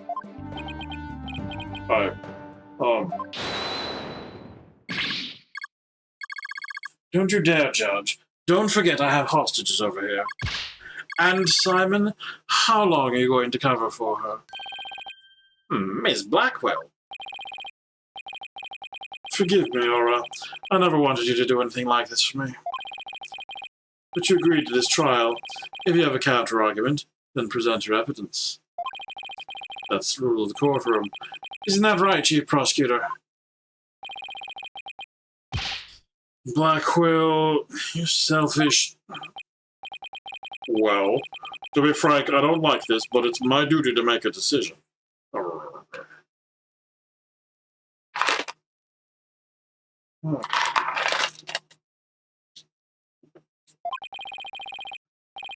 If no one has a counter-argument, I will announce my verdict.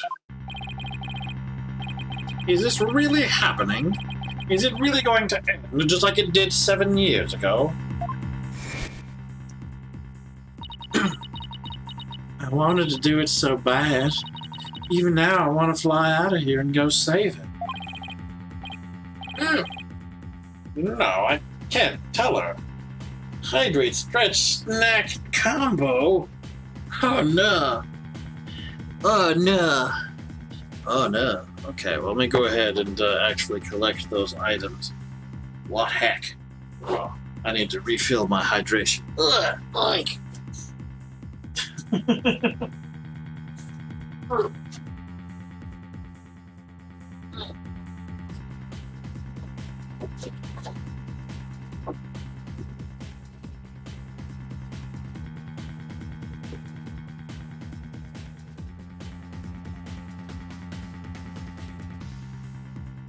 I will grab a second one of those miniature apple pies.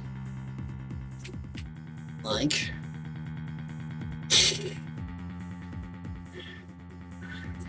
And I will find a way to stretch out. Oof. Like. Oof. Like. Yow. Okay, alright, thank you, Busy Bee. Oof. Let's refill this drink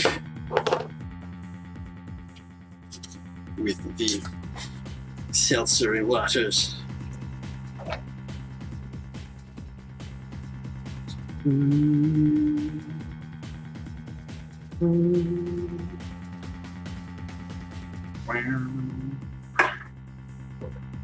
Okay. What about that? Distractions from shenanigans that are going on in the court.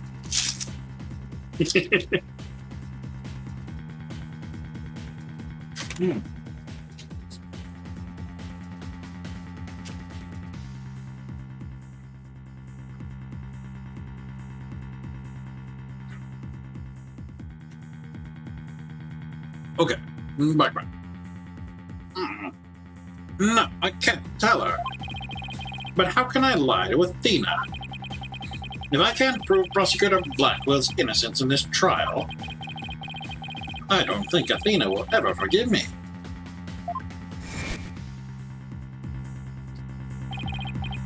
I can't let this happen. But I just don't have the evidence to counter Prosecutor Blackwell's testimony.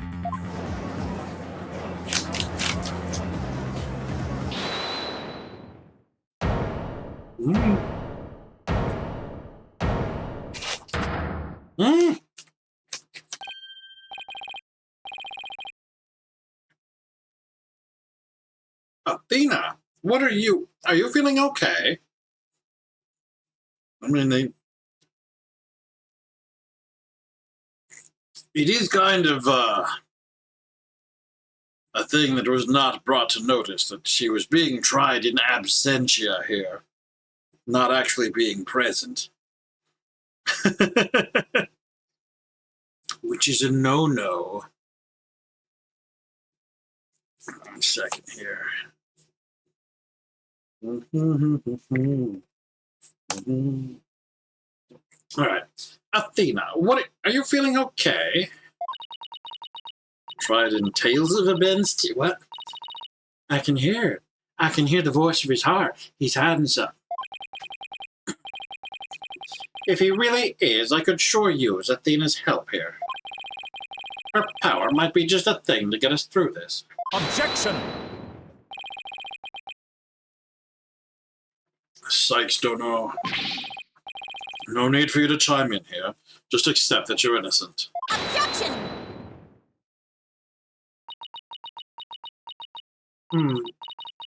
These past 7 years, they've been just as hard on me, you know. What are you talking about? Do you remember that horrible, horrible trial?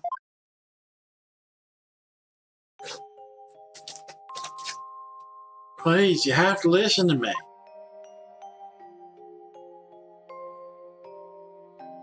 He didn't kill her. His heart is screaming that he didn't kill her.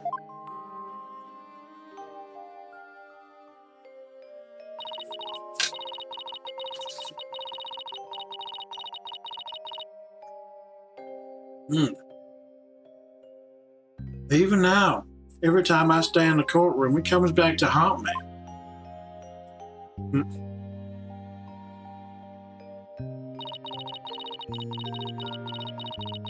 Not being heard, no matter how hard you try, feeling so helpless.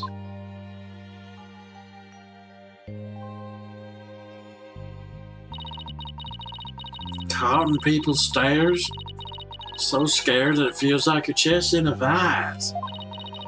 I'm terrified of courtrooms. I want to run out that door even now.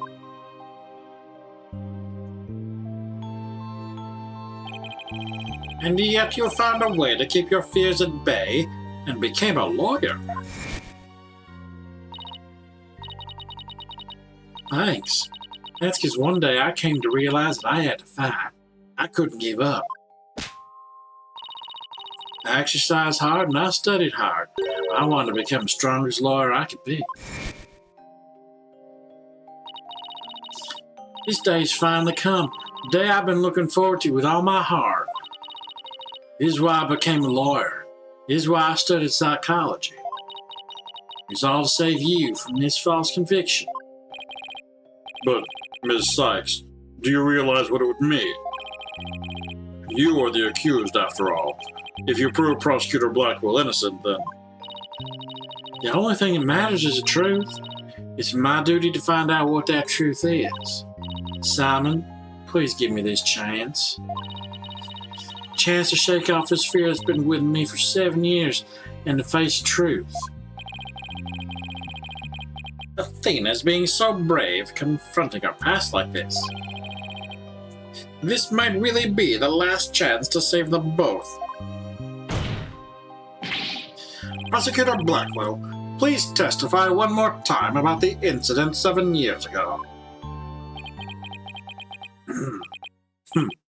Fine, but your efforts will surely be in vain, for I'm not a man who can be cut down easily. Here we go, Simon. Let me hear the voice of your heart. Oh yeah! Yeah.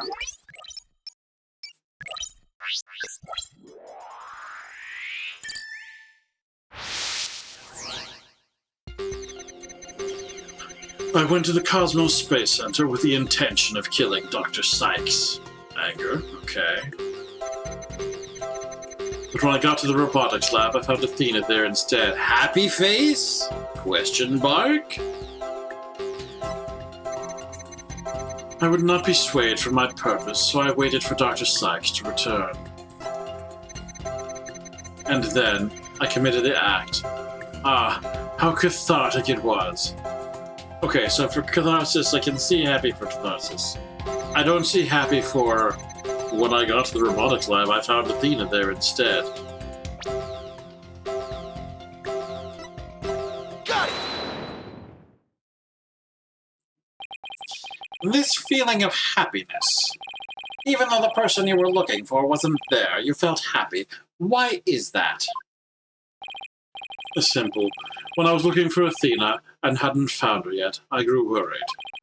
So when I saw her in the robotics lab, I was happily relieved. Merely that. Oh, wow. Just now, you said you went to the Space Center to kill Dr. Sykes. But the first thing you did was look for her daughter instead? I had no intention of harming Athena, so I wanted to confirm that she was safe first. It was just a part of my plan. Nothing contradictory about that. The second I find an inconsistency, he cuts it down. Simon knows principles of analytical psychology. There's less noise now, but I don't see any stabilities we can latch onto. I was afraid of that. We'll just have to keep chipping away at him then, bit by bit. Could you update his testimony, Athena? You got it, boss.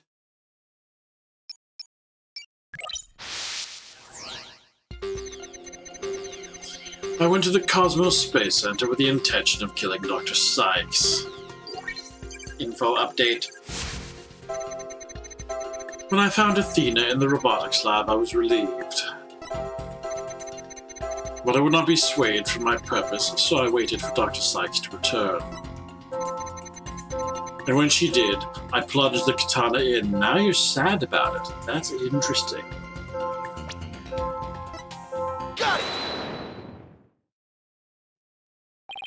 Not even you can falsify your emotions, Prosecutor Blackwell. I mean, it was a different emotion last time we ran it.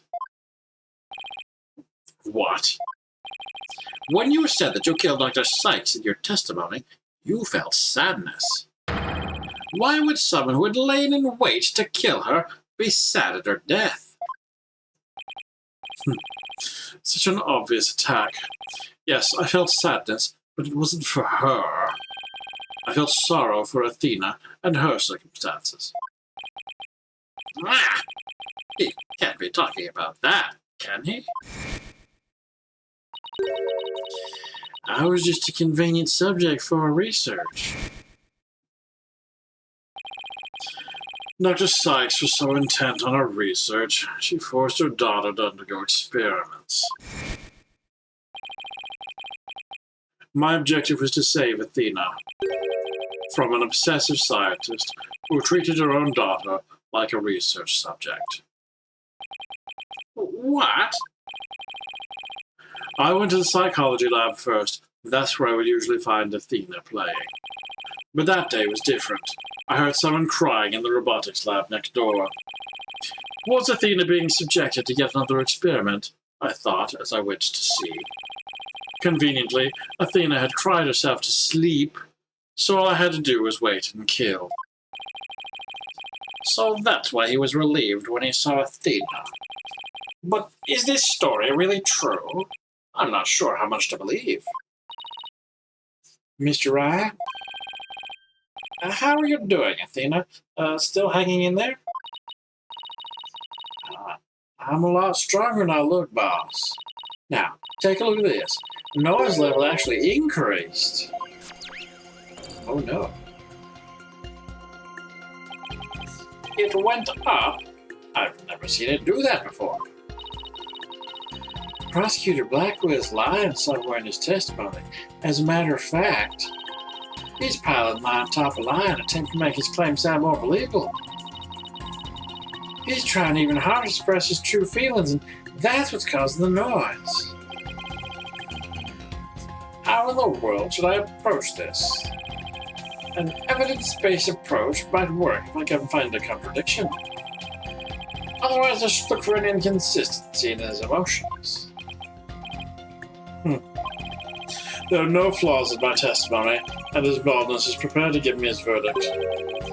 Give up on this lost cause and let the law free me of these chains already. Objection! I don't think so. Not while I'm around.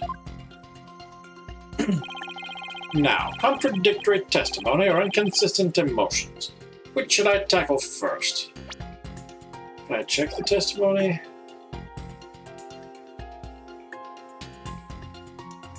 I'm gonna go with his emotions. Okay, let's look for inconsistent emotions. Got it, boss. If you want to try looking for a contradictory statement instead, just let me know. I can easily switch over.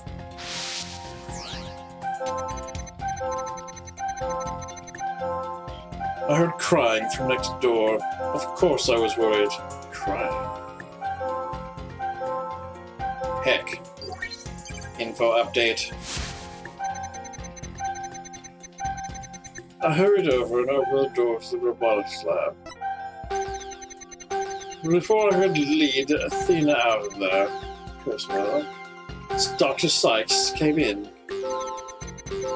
I refused to hand Athena over, so I had no choice but to kill my mentor.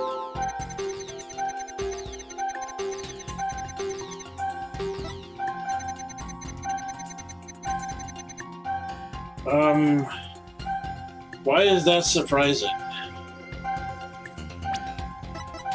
Got it! How odd. Why would you register surprise at opening the door to the lab? Alright, fine. I'll explain if I must.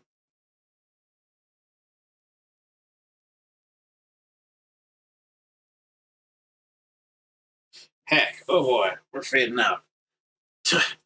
Alright, fine. I'll explain if I must. What surprised me was Ponko. That toy figure attacked me. Dr. Sykes knew full well of my plan to rescue Athena, but she couldn't stand guard over her daughter 24 hours a day. So, Dr. Sykes had Ponko do it? That's right. She ordered Ponko to forcibly remove me on sight. So I slashed Ponko up with the katana that was there in the lab. That rickety old puppet wasn't worthy of that fine blade. Mr. Wright, it's happening again. There's even more noise now.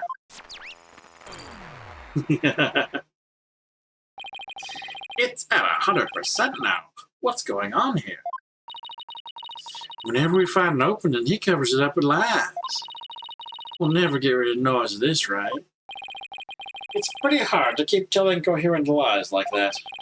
His mind and will really are as sharp and strong as a katana. Alright, what should I tackle first this time? Fine, we'll go with the testimony. I think there might be an inconsistency in Prosecutor Blackwell's testimony. Oh, alright. Let's give it a third check then. With a feeling of dread, I opened the robotics lab door. I haven't seen the thing version of this. Oh, still gonna do the same look at Ponko.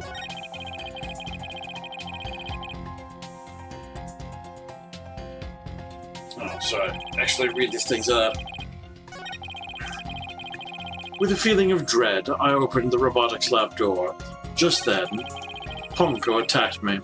I retaliated by cutting it into pieces. But before I could lead Athena out of there, curse my luck, Dr. Sykes came in. I refused to hand Athena over, so I had no choice but to kill my mentor. I'm not sure that worked that way. Eh. Eh. Oh. Interesting. I can't press here. What? I mean, you had no choice. I mean, hand her over.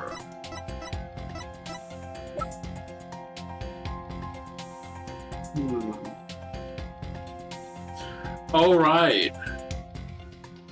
The blood is... If he killed after he hacked the robot apart, the blood shouldn't exist on the robot. The blood exists on the robot because he dismantled the robot after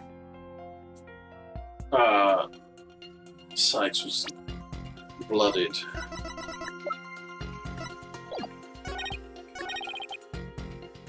Okay.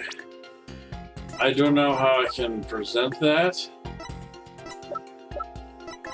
but I'm going to assume this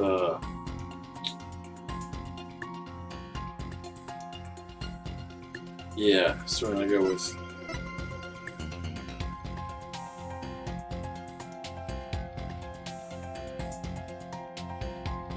yeah, we're doing it again. Luckily, we're getting close to the end of our time. All right, let's try this.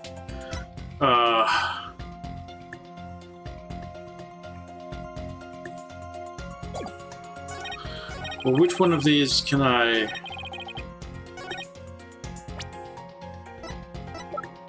Let's say we use this one. Objection! Okay. Compounding lies with more lies is never the answer, Prosecutor Blackwell. Take a look at this photo. That's a photo of the supposed moment of the murder, isn't it? How many times must I see that which damned me from my sin? The ironic thing is, I think this picture's actually going to be our savior now. See the bloodstain at the end of Ponko's arm where it was severed with the katana? I hope you aren't claiming it's the robot's blood, Mr. Wright. No. Most likely the blood was transferred there from the bloody katana. The katana already had blood on it, so that it must have been the victim's blood?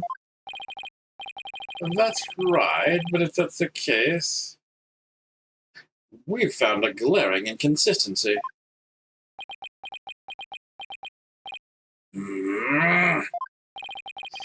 You said in your testimony that you cut up Ponko and then you killed Dr. Sykes. But in spite of that, the victim's blood is already on Ponko's arm in this picture. What? Well, that couldn't be. Exactly. In order for the blood to have transferred from the sword to the Ponko's arm, the victim must have been stabbed first, before the robot was slashed. In other words, Prosecutor Blackwell, your entire testimony is nothing but one...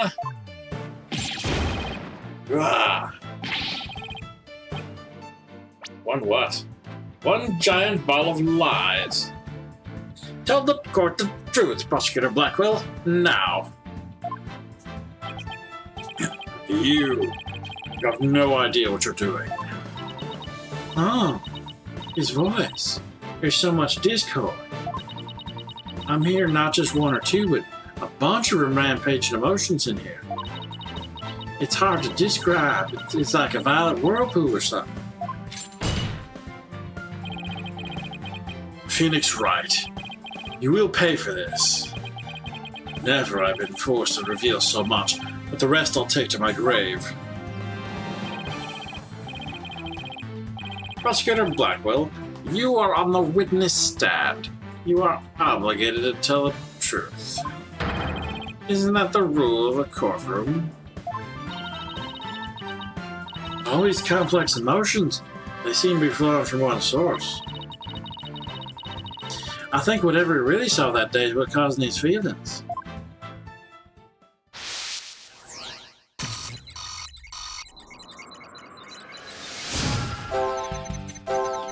Following the sound of crying, I opened the lab door, and then...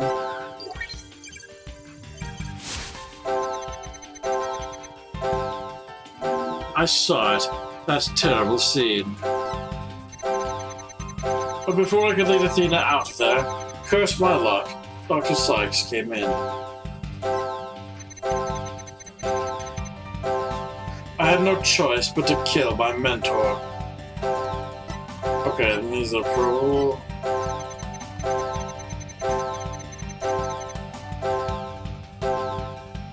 Heck.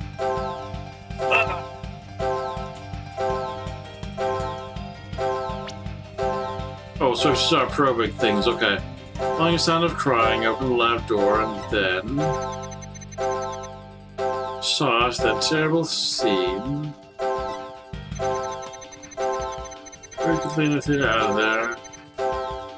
Dr. Sykes came in. No choice but to kill my mentor. Why?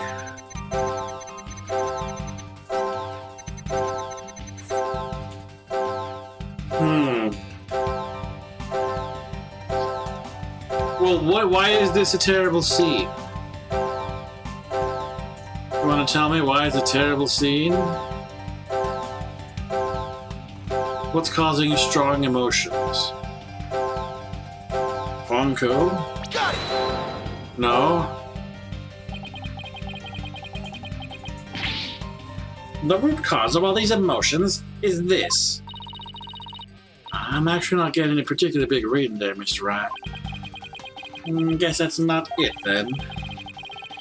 What could have caused Blackwell to react with all these emotions all at once?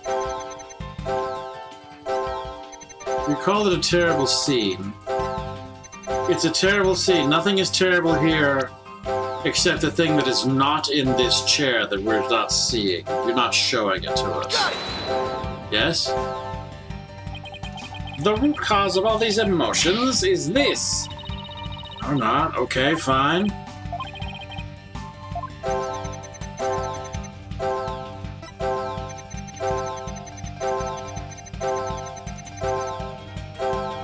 Dr. Sykes came in.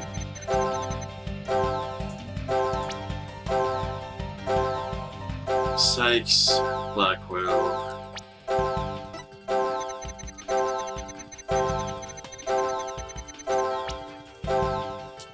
Robotics lab. The root cause of all these emotions, D's.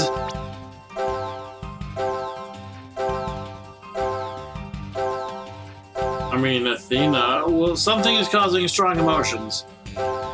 It's got to be in this scene, because this is the one that says it's such a terrible scene. There you go. When you opened the door and saw Athena, you became overwhelmed by your emotions. Isn't that right, prosecutor? You should know better.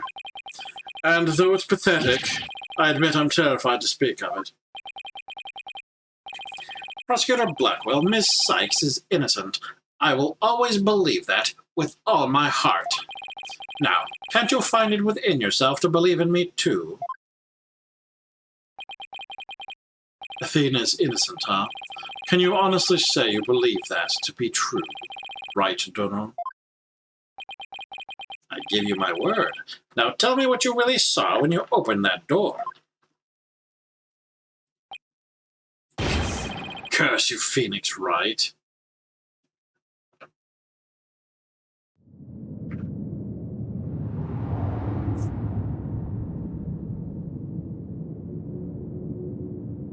It was a tragedy, one I'll never forget. When I arrived at the lab, Dr. Sykes was already dead. She was lying on the operating table, while the bloody katana lay on the floor. And standing between the two, covered in blood, was Athena. She smiled, with a far-off look in her eyes, as she sweetly said, "Info update.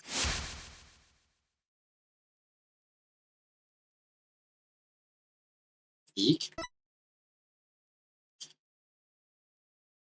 Something's wrong with Mom, so I'm taking her apart to fix her.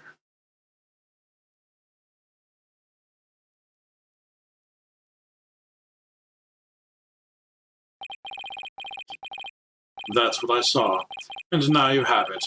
The truth that you so desperately wanted.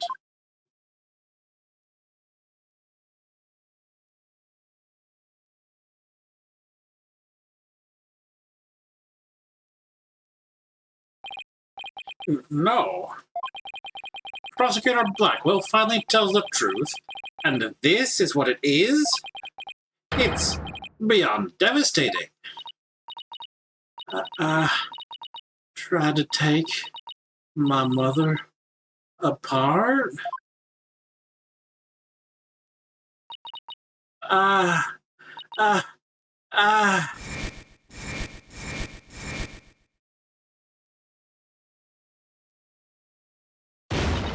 No!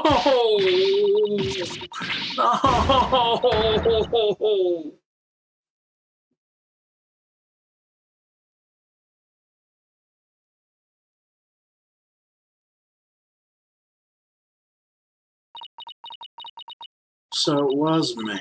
I'm the one who killed my mother? Athena! As I said, right, the truth isn't always pretty. Athena, girl? No. Murder, disassembly on an operating table, a scientist using a daughter as a guinea pig. Sadly, it appears that my theory was correct after all. Objection! It's true that Athena didn't like her mother's research, but you dare cast aspersions on my mentor by claiming Athena was used in such a manner? Dr. Sykes could be awkward with people, but she loved her daughter with all her heart. She loved me? Your mother hated to see you suffer because you could hear the voices of people's hearts. She wanted to set you free of your pain, so she worked tirelessly on her research. Do you remember those headphones you hated so much?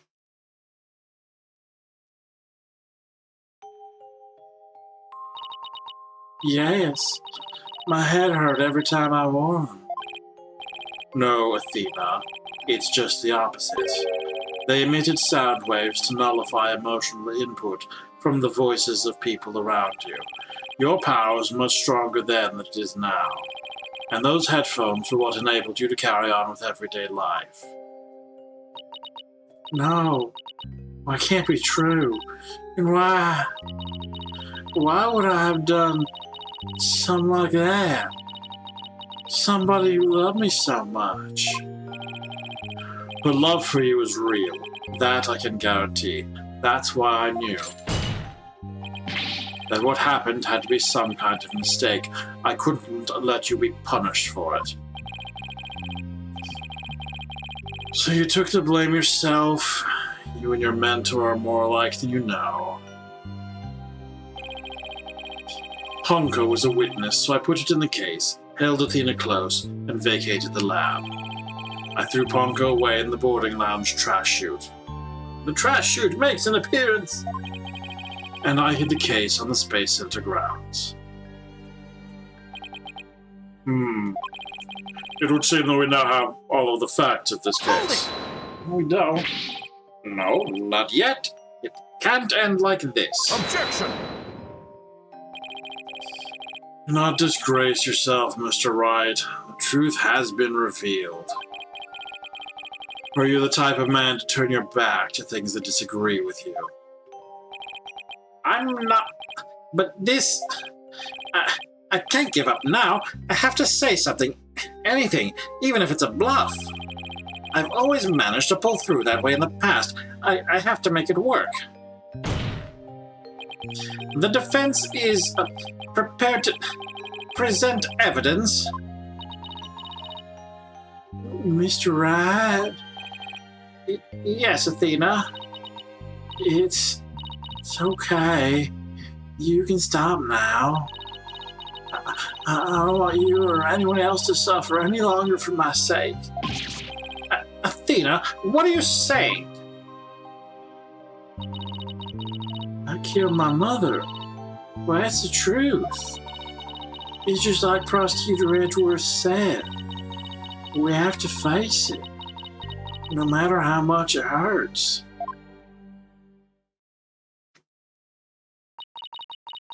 I admit my guilt.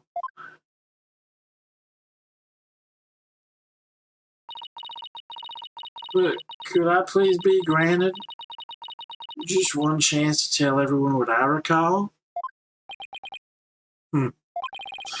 It appears Miss Sykes is much braver than you, Mr. Wright. What say you, Your Honor?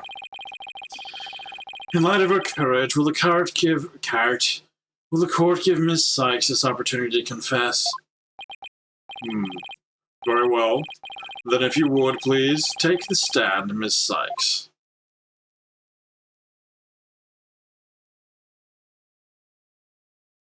Yeah, we can go a little long. It's all right.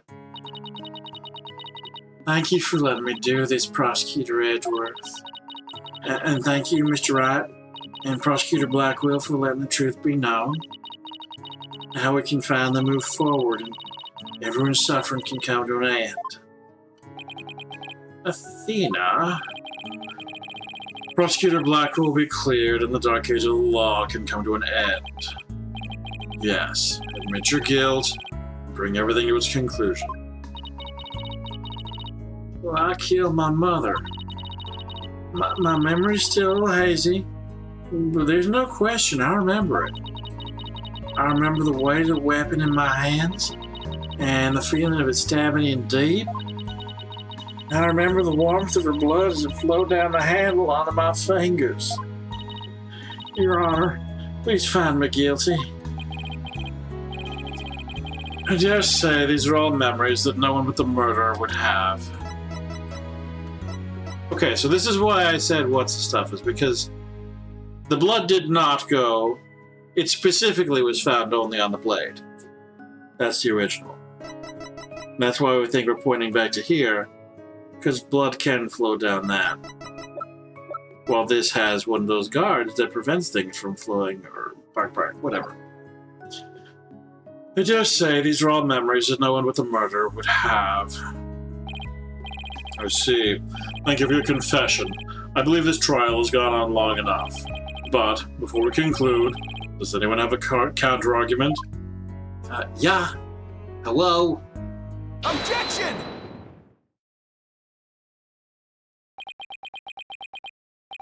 I do, Your Honor. Mr. Wright? But Mr. Wright, why? I killed her. I remember it now. Sounds like Athena's being gaslighted. Well, it may not be intentional. Thing is, memories are malleable. I wrote a whole story about that. You can... And they say that, memories of... they can be like rewritten every time they're remembered. They can be remembered incorrectly. Please save and then Pixie wipe the blood off the handle. What? What? What? What? Bacon bun. Why would he? No. So what? What? So much evil in the world. We should probably save anyway. But bark. I don't know if I'm going to be complicit in this. Trust me or not. I killed her. I remember it now. Any counter argument now is pointless. Objection! Don't tell me you've forgotten one of the basic tenets of lawyering. Always believe in the client to the bitter end. Athena, you are not a murderer. Objection! I said that you never changed, because you have actually regressed in these 8 years. I I won't stand for your childish emotionalism getting in the way of the truth. Emotionalism? Don't lecture me on matters of the heart, Edgeworth. Because I can see straight into a person's soul. Chomp, chomp, chomp, chomp, chomp, chomp.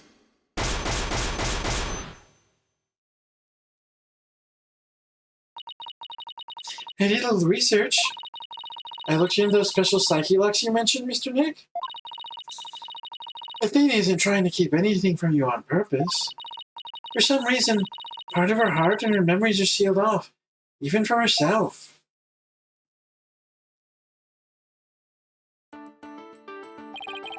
There's still a chance, somewhere deep in Athena's heart.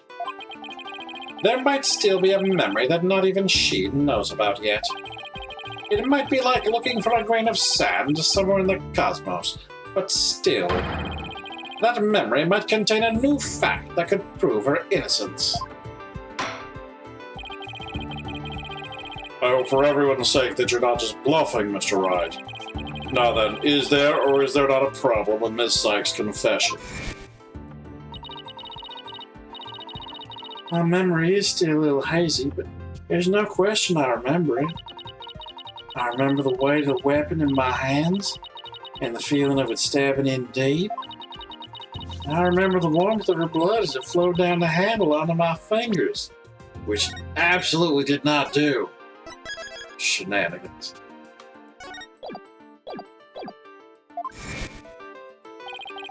There's definitely something wrong with her memory of the event, I can just tell. If there's a problem with her confession, please prove it to this court now. Blades. Take that! Isn't that the katana the defendant used to kill the victim, Mr. Wright? I respectfully and vehemently disagree, Your Honor. But I remember it. I remember holding the weapon and getting blood on my fingers.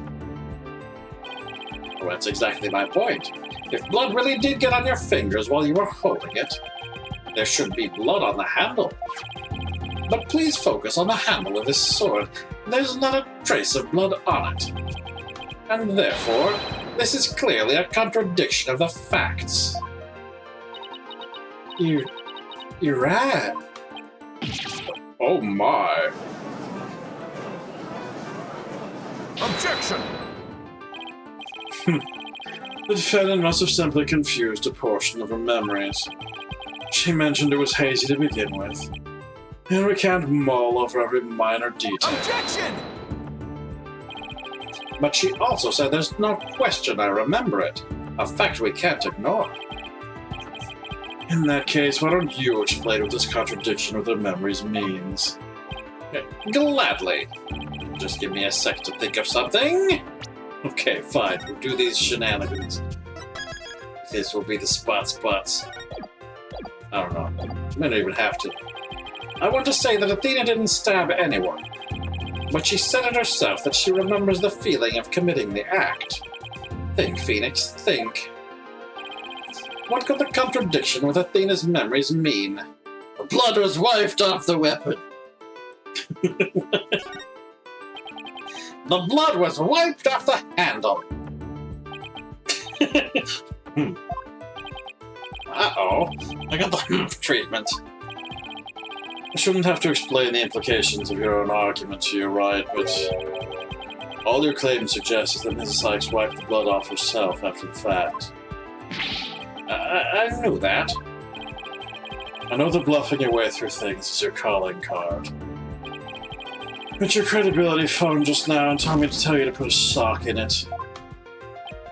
Yes, Daddy.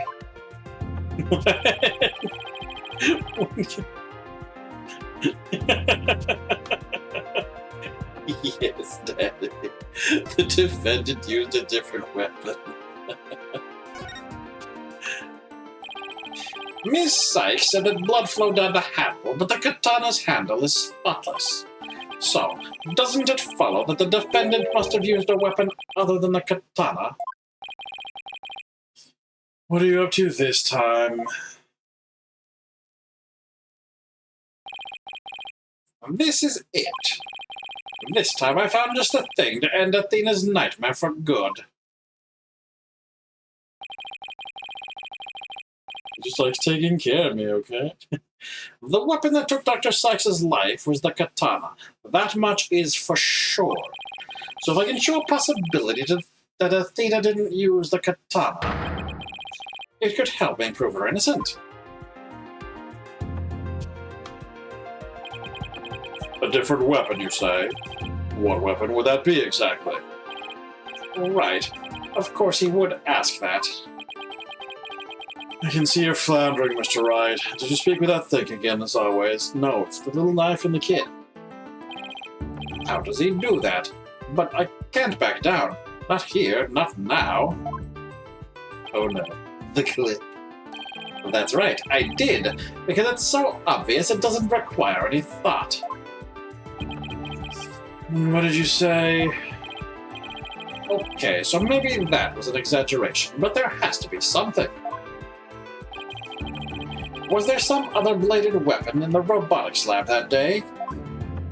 Yes. Maybe there's something in one of the crime scene photos. Or something not in there. Wait a minute, there is something.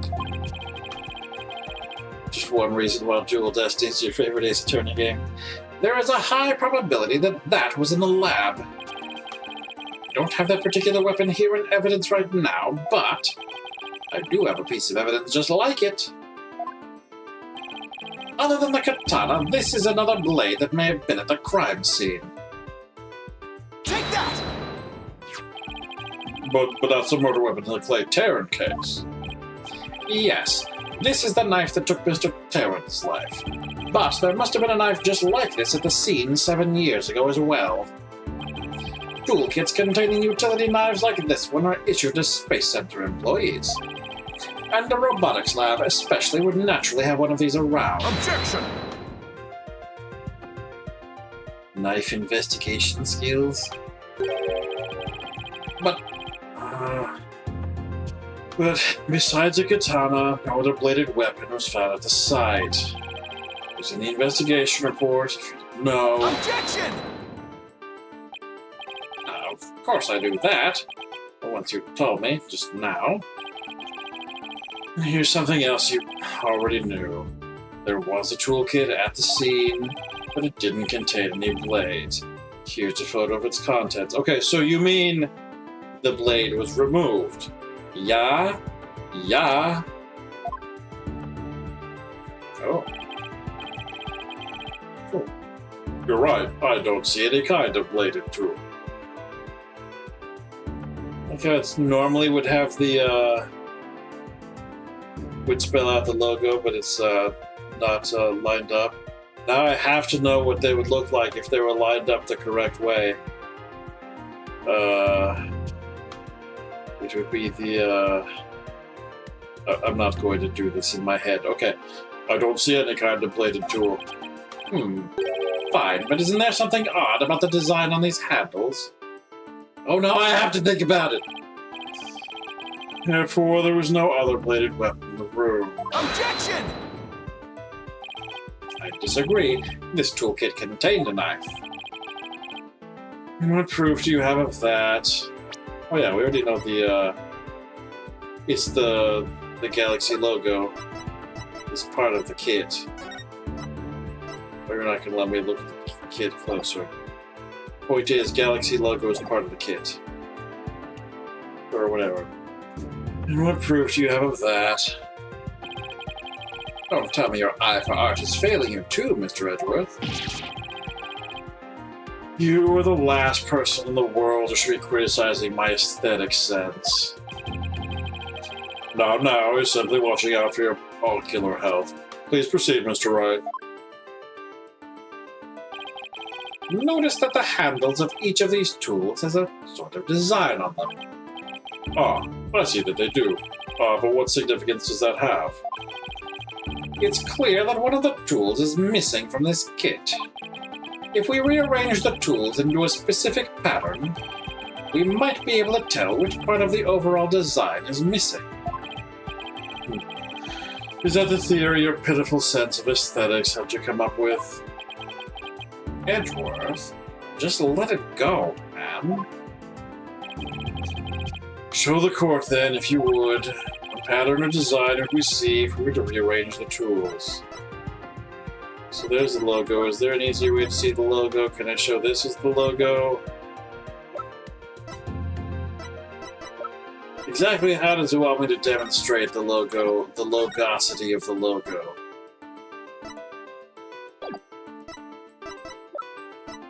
I'll show this, because that's the closest to... possibly. Take that! And what design is this supposed to represent? The GIAXA logo, Your Honor. It's on all of the Space Center's documents and pamphlets. As you're aware, GIAXA is the program that operates the Cosmos Space Center. Look at how brightly the GIAXA logo shines in the sunlight above the entranceway. I really dig the stars and rocket motif it's got going. GIAXA, huh? Isn't that the new name of the Federal Space R&D program? Ah, I think I see it now. But... yes, with just the tools shown in this photo. Yep. That's what I was trying to shuffle in my head. Thank you. Now I can see what it looked like normally. The red A part of the logo is missing. And this is where the murder weapon from the Terran case comes into play. If we were to place the utility knife in the open slot... yeah... it would complete the GIAXA logo. Oh, so it would. Then that means... admitted, Mr. Edgeworth. My aesthetic sense is keener than yours, and know while you're at it. Admit that the weapon Miss Sykes used could have been this one. No.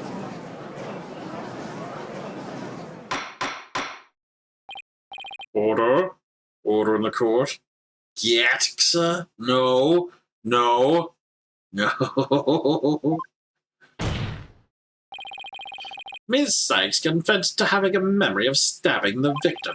Admittedly, Ms. Sykes most likely did stab someone using the utility knife. However, the weapon used to kill Dr. Sykes was the katana. Therefore, the act of stabbing that Ms. Sykes remembers couldn't be that of Dr. Sykes.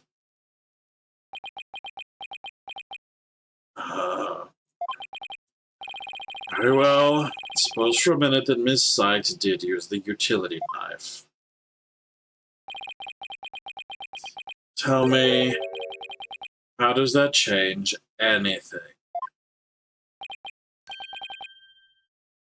Come again? What if the katana was only being used as a decoy to conceal the true murder weapon? Read the autopsy report! What if the real weapon that took the victim's life was the utility knife? Autopsy report! Don't be ridiculous! Are you changing the premise of your entire argument?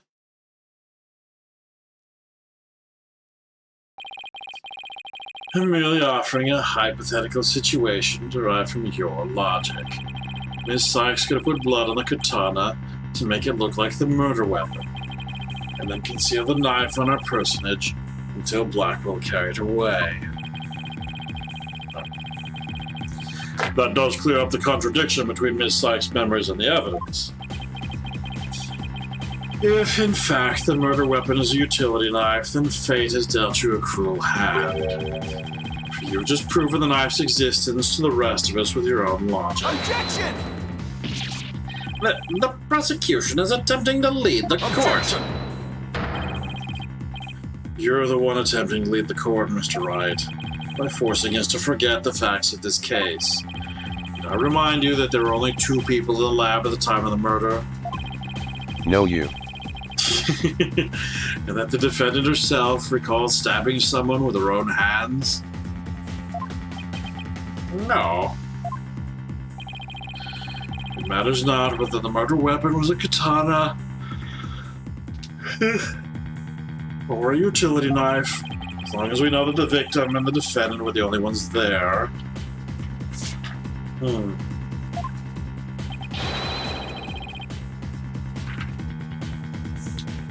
You cannot escape the fact that it was Athena Sykes who killed her own mother.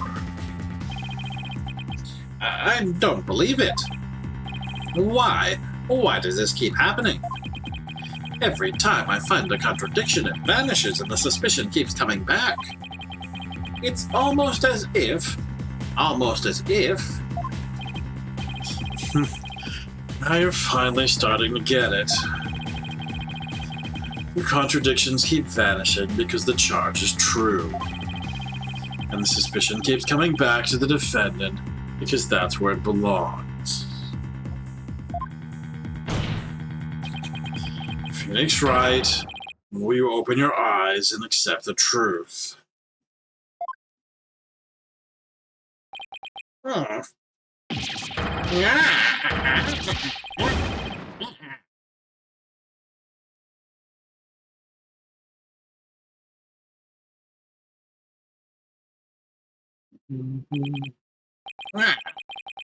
I don't want to believe it. It can't be true. But what if... Mr. Wright, you fought a good fight, and I think you've done all you can do.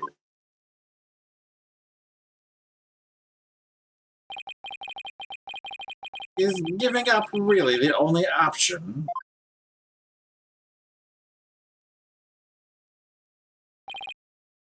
No. Snap out of it, Phoenix. What's the matter with you? Giving in to doubt? I can't look back.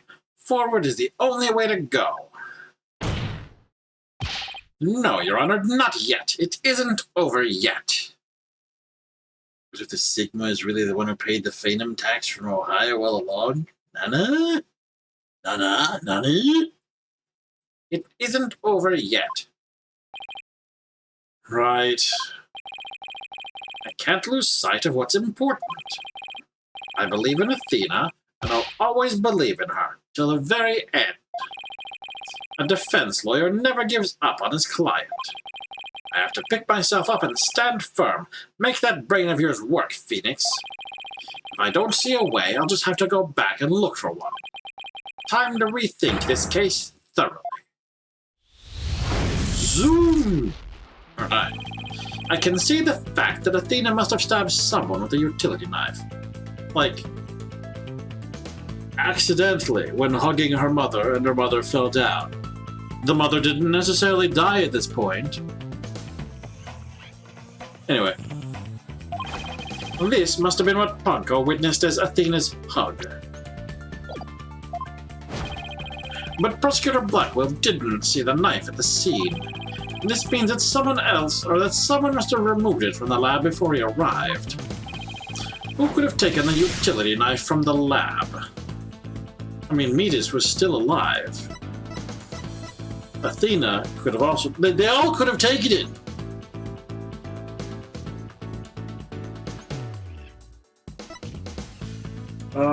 Heck.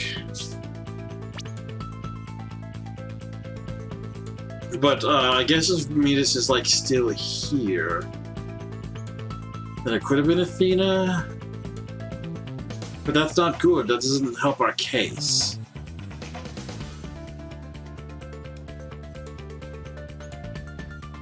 Athena stabbed...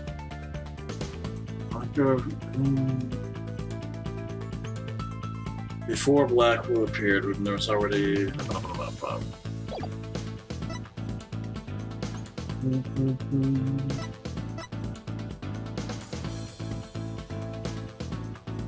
Well, I want to say... Well, no, okay, so... In the hypothesis that there was an accidental stabbing where Athena stabbed her mother, but the mother didn't die at that point. Yes, Metis would have been alive and everything to take the utility knife from the lab, but why? Why would she take it out? Whatever. Athena, we're assuming, did not ever leave the lab because she's... Did Panko say that Athena ever left? I don't think so. Let's say there was someone else.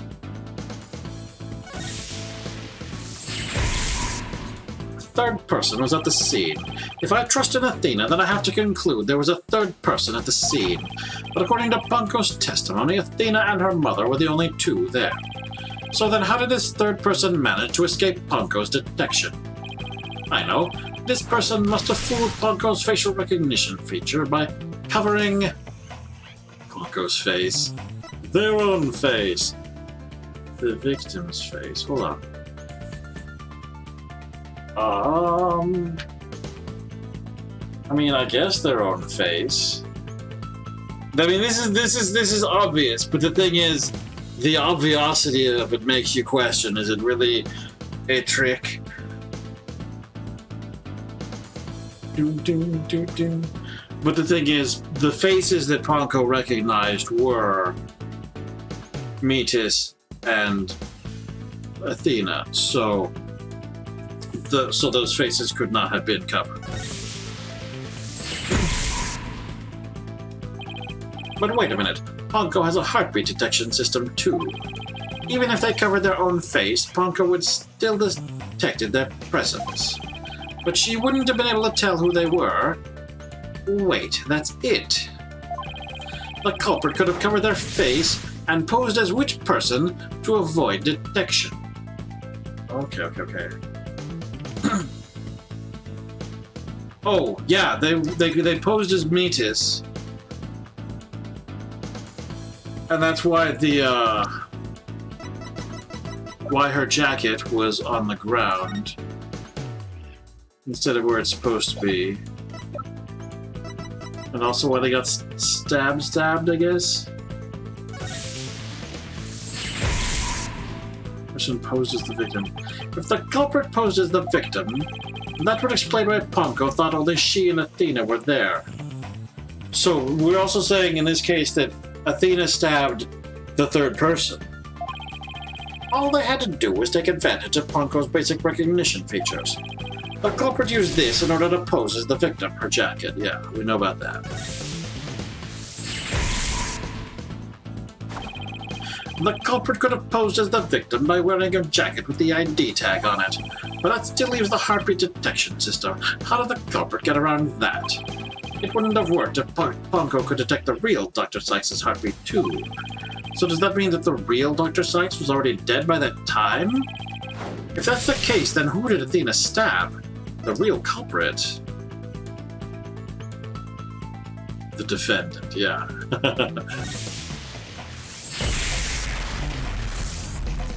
Athena stabbed the real culprit. That's it! The person Athena stabbed wasn't Dr. Sykes.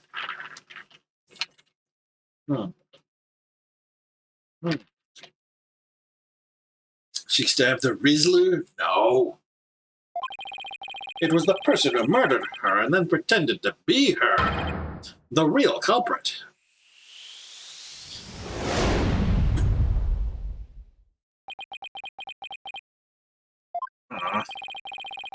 Now that Mr. Wright has finally finished thinking, let us bring this to a swift end. Please give us your verdict, Your Honor, so that we can move on to hostage negotiations. You're absolutely right, Prosecutor Edgeworth. I hereby... Objection! I didn't say I was finished. I was only pausing for a second, because I realized something so shocking I had to take a break to digest it. But now I know for a fact that Miss Sykes is innocent. But Ponko saw me. She witnessed the moment of the crime. Yes, Ponko did witness something. She saw the hug. In other words, the moment you used the utility knife.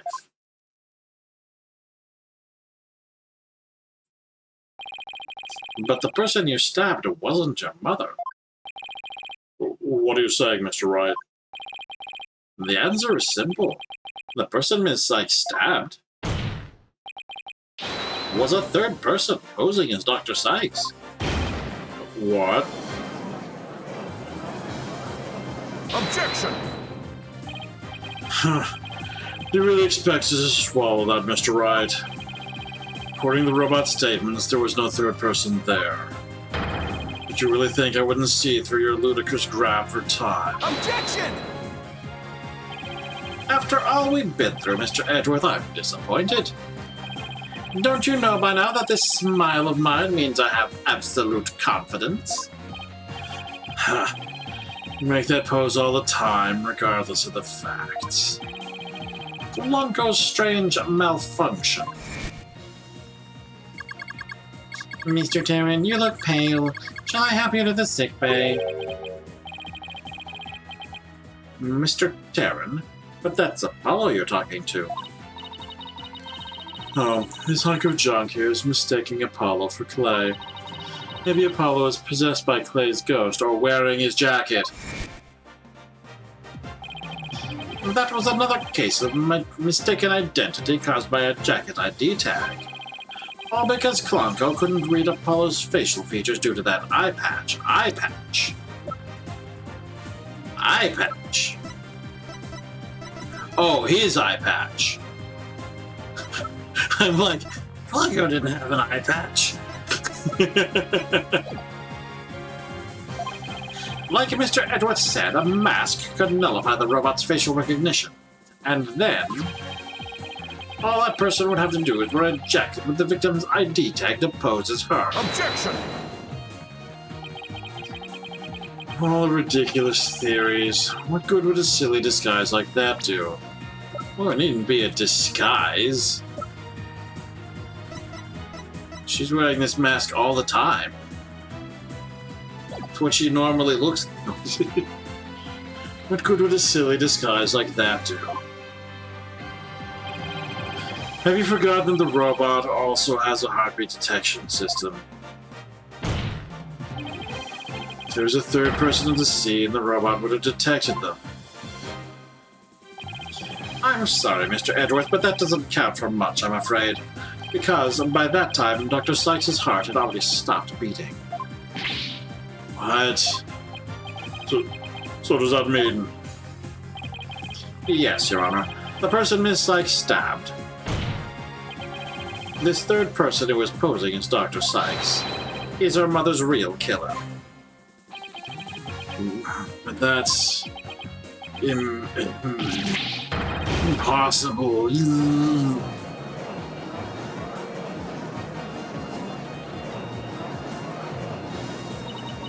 A mask? The person I stabbed was wearing a mask? Order. Order in the court. Miss Sykes, did you say something? A mask? Yes, I remember it. The mask on the wall. Oh no. Ah. Athena, what is it?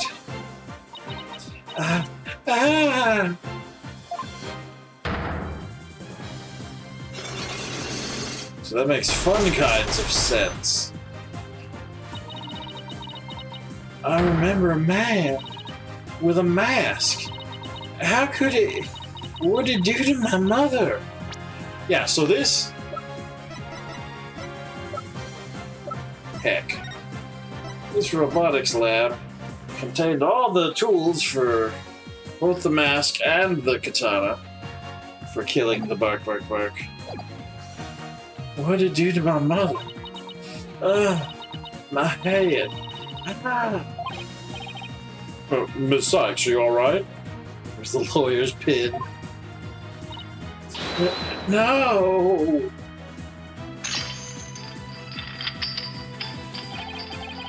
The black psyche locks. They're breaking.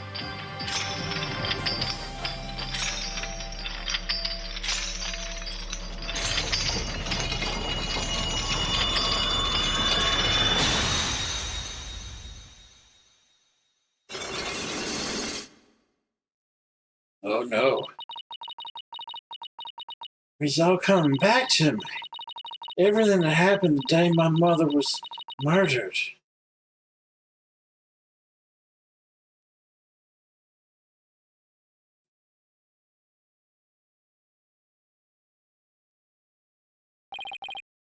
They're gone. The black psyche locks are finally gone. What if we wanted the locks and chains? Well, So you have to apply them with consent. You didn't really stab your mother, did you? It's all right, Athena. Just tell us what you saw that day. I was drawing a picture. When I was done, I went to show it to my mom. I opened the door, and then...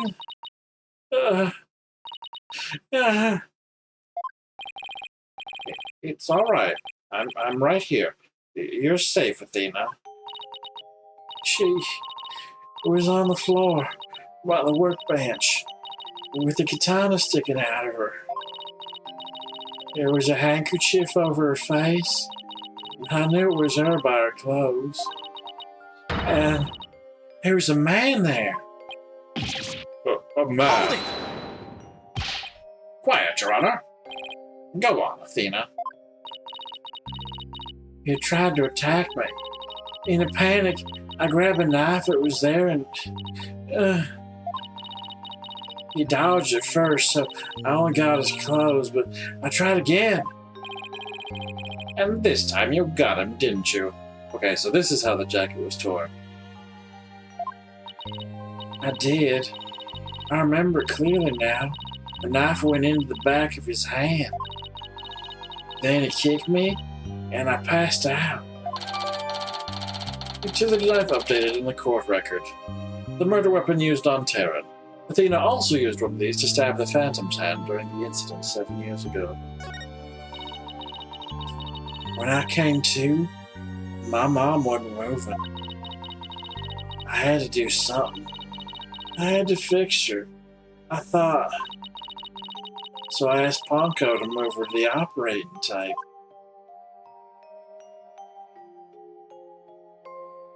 Something's wrong with Mom, so I'm taking her apart to fix her. So that's why she said that. I mean, it's the same reason as before. Your Honor, as you can see, the defendant has just given us critical new testimony.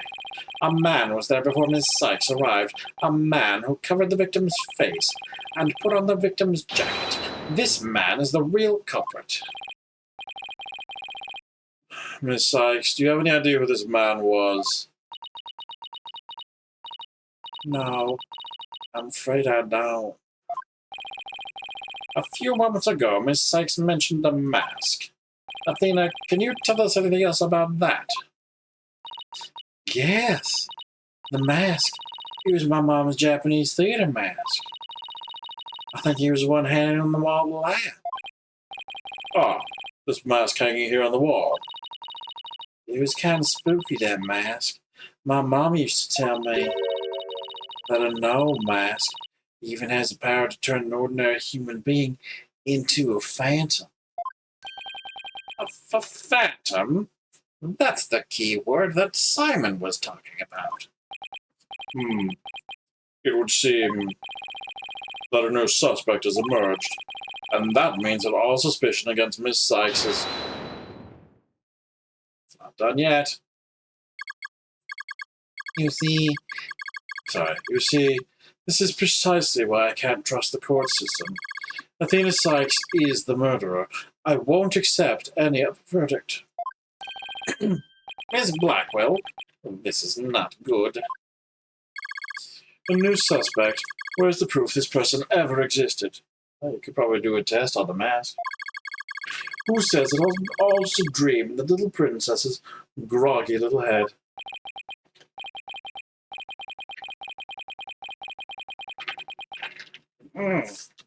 She's right. We don't have any hard evidence of the masked man's existence. Objection! Thank you, Mr. Wright. I'll never be able to repay you for all you've done. But I'm fine now, because I can say with certainty that I didn't kill my mother. Athena, I'm so glad for you. More and more memories are coming back now. So I'd like to say one thing if I could. Ponko came to robotics lab about 2 p.m. to recharge. I went to the robotics lab around about 2 p.m. for my regular recharge. And just as I was about to charge up, Athena came in and hugged Mommy Metis. and then Mommy Meatus fell down. After that, I was recharging, so I don't know anything. I see where you're going with this. If Mommy Meatus was really the killer in disguise... Right. Then he must have come to the robotics lab before 2 p.m. Do I have anything here in the evidence? Can we find this person who came to the lab before 2 p.m.? Good question. Is there anyone whose hand has been stabbed?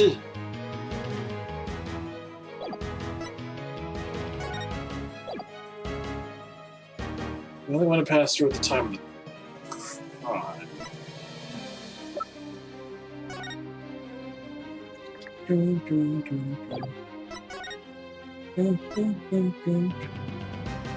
Okay, time of the staff jacket cart. The moon rock, the hope capsule. Time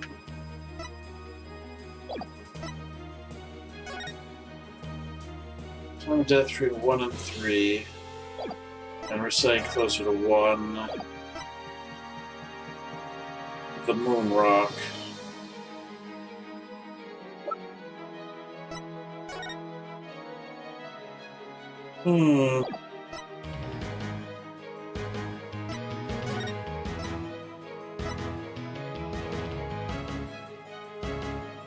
Space Museum would have been open, sure, whatever.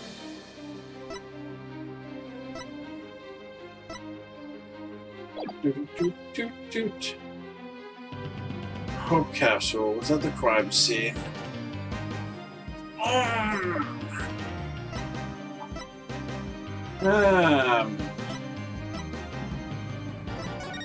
Well, I think what we have is the video is showing that Blacko was the only person to pass through at the time of the crime. So I have to say that no, I don't have... Well... Oh no.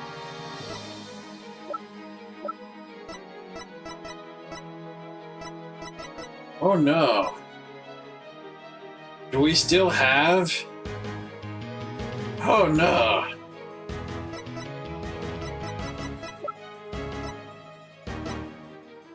I mean, we only have the video that says that it was only Blackwhip. That's all I've got.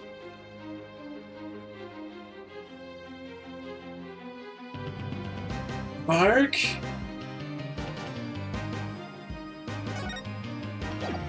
Take that! That's not it. And this is Prosecutor Blackwell leaving this scene after the incident at around 3 p.m. What I'm wondering is, does the video show anyone else passing by there before then? I don't see anything in the investigation report. It looks like they didn't check. They didn't check? Well, just as I thought. So if we rewind the footage and go back to around 2 p.m., we should be able to see the true culprit leaving the scene. Oh, very well then. Let's take a look. Anime? There. Please stop it right there. Oh, heck. Well, it's just like you said. There's a man leaving the scene of the crime. His hand was stabbed by Athena, just like we said. Yeah, right? Miss Sykes, do you remember this person? Why, it's him. I'm sure of it. He's wearing my mother's jacket. I did, but what I really wanted to see was her jacket. That jacket on display. That was Dr. Sykes's. Can you see it? Here's a slash I made with a utility knife that day. And I'm sure that knife is under that jacket somewhere. So then, everything Miss Sykes said. Exactly. It proves that Miss Sykes' memory was correct. Dr. Sykes' killer arrived at the robotics lab before 2 p.m. He killed her and hid her face with a handkerchief. Then he disguised himself with Dr. Sykes' jacket and mask that were there in the lab. culprit probably knew beforehand that Ponko charged up at 2 p.m. every day. So he waited for Ponko to come to the lab for a regular recharge. By leaving Dr. Sykes' jacket on, the culprit tricked Ponko into thinking he was Dr. Sykes, thereby making it look like she was alive up to that point in time. All to disguise the real time of death. Objection!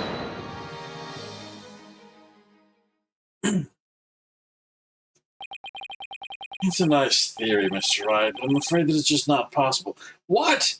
Literally showing the guy being with the stab wound and everything. What? Why not? The victim's jacket is clearly visible, right there, in this video. And that right there is precisely the problem. The ID tag on the jacket at the scene confirms beyond doubt that it belonged to the victim. Oh. So how did the guy end up walking away with it? If the person who left the lab truly was wearing the victim's jacket, then how could it possibly have wound up back at the crime scene? Oh. What's going on? That doesn't make sense. Edgeworth's right. If the culprit was wearing the jacket, how did it get back to the lab? The killer brought it back, the victim brought it back, the defendant brought it back. Who knows?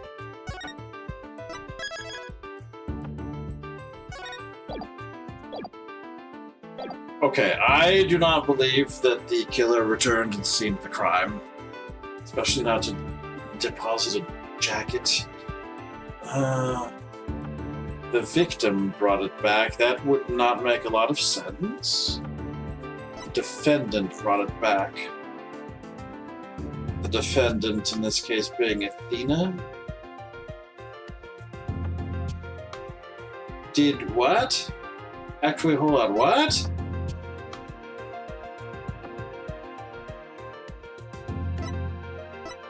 Okay, Athena is not running after this guy to bring back a jacket. The victim is already dead. The killer brought it back? The killer used the jacket as a disguise to make his escape. But in order to conceal that fact, he had to get the jacket back to the crime scene. So the culprit simply returned to the robotics lab later and planted it there. Contradiction resolved. Objection! Except that it would have been impossible. The only people who came to the robotics lab after the killer were Prosecutor Blackwell and the people who reported the body. Wow. Yeah, I wonder who could that be? They claimed the jacket was there when they arrived. Your Honor, the victim came back to life and brought her jacket back to the scene of the crime. They claim the jacket was there, sure. And who is they? Did they have any stab wounds on their hands? So, when do you propose this mysterious man of yours had the chance to return the jacket? Puzzling question indeed. When did the culprit have the chance to bring the jacket back? When the body was found?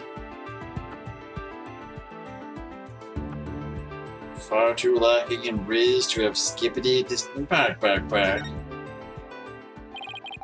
The only time the culprit could have returned the jacket was when the body was found. Mr. Wright, do you realize the implication of that argument? I do. Most people, when they come across a murder, focus their attention on the body. Yay, bellies! The culprit could have taken advantage of that split second to plant the jacket. In other words, the true culprit of this case, the man known as the Phantom, was one of the first people to discover the body. I would never have thought of that. It's the classic he who smelt it dealt it defense. Order in the court. What is the meaning of this, Prosecutor Edgeworth? Oh, that's jiggling bellies and moves. The body was discovered and reported by a group of 3 people. They were there to collect the space capsule in preparation for the Hat One launch. One of those people had a special bag to transport the capsule in. Oh, you mean the shock-resistant bag? Correct. I suppose if the jacket was in that bag, could have been returned to the scene of the crime without even noticing. Oh. Yeah, I definitely need some hydrate. Oh, good heck. Especially since we're a whole hour over.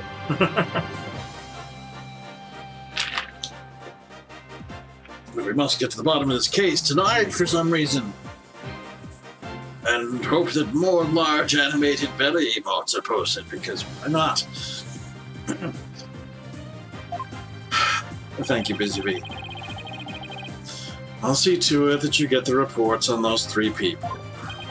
You will? You should also check the facial recognition database for that robot. If this person felt the need to hide his face with a theater mask, it might mean that his facial data was once registered. Yeah, closer to stopping point, that's good, yeah. Oh. Prosecutor Edgeworth, does this mean... I have to admit, I believe Miss Sykes' memories to be credible. You win, right? Not that this was ever an official trial anyway. Do my ears deceive me? Prosecutor Edgeworth, are you actually conceding?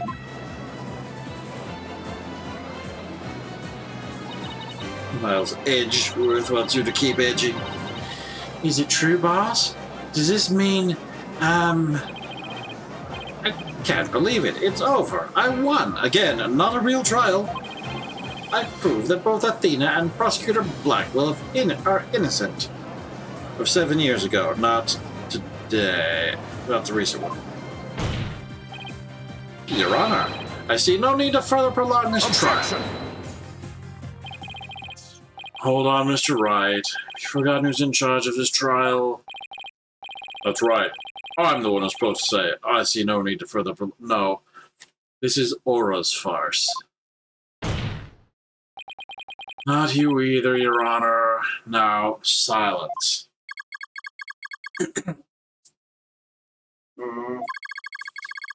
A little princess who was truly beloved by Metis, and who repaid that love with death.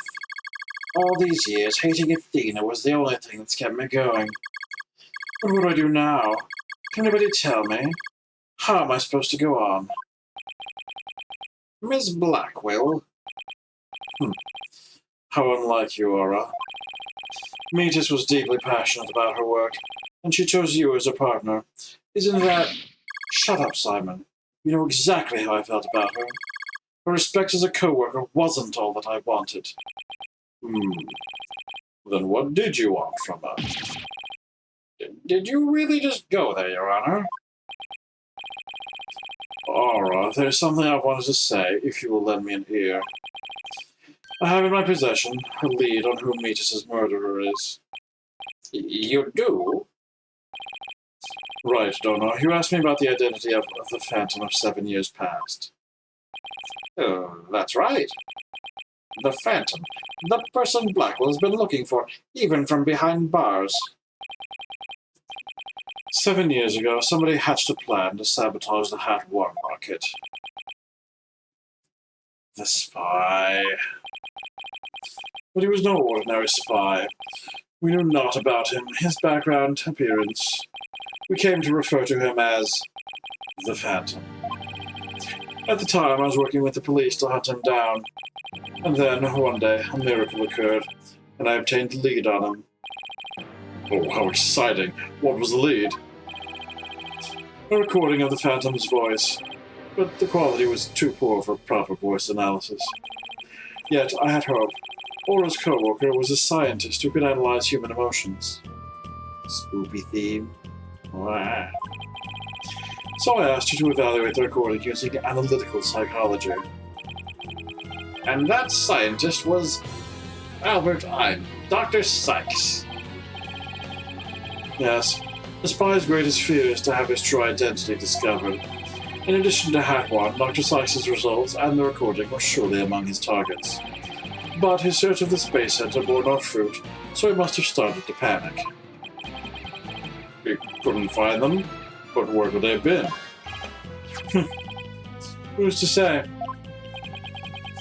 Wow, I bet he's never let that out of his sight all these years.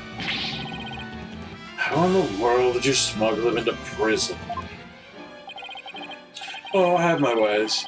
What's more, my partner is especially talented at that sort of thing. Taka. I work to lure the Phantom in by spreading rumors throughout the underworld. This is suddenly a ghost story set in Hades! I was even granted permission to prosecute cases to attract the Phantom's attention. Just try to retrieve your identity, you bloody butcher, became my taunt. And what about the results Dr. Sykes drew up for you? Was there any useful information? Here, you can see for yourself. We take good care of it. That's all I have left of my mentor. I will. I better hold on to this real tight. Phantom's psych profile added to the court record. The subject's emotions rarely fluctuate, and he doesn't experience feelings like normal people do. Well, that rules out who I was thinking of.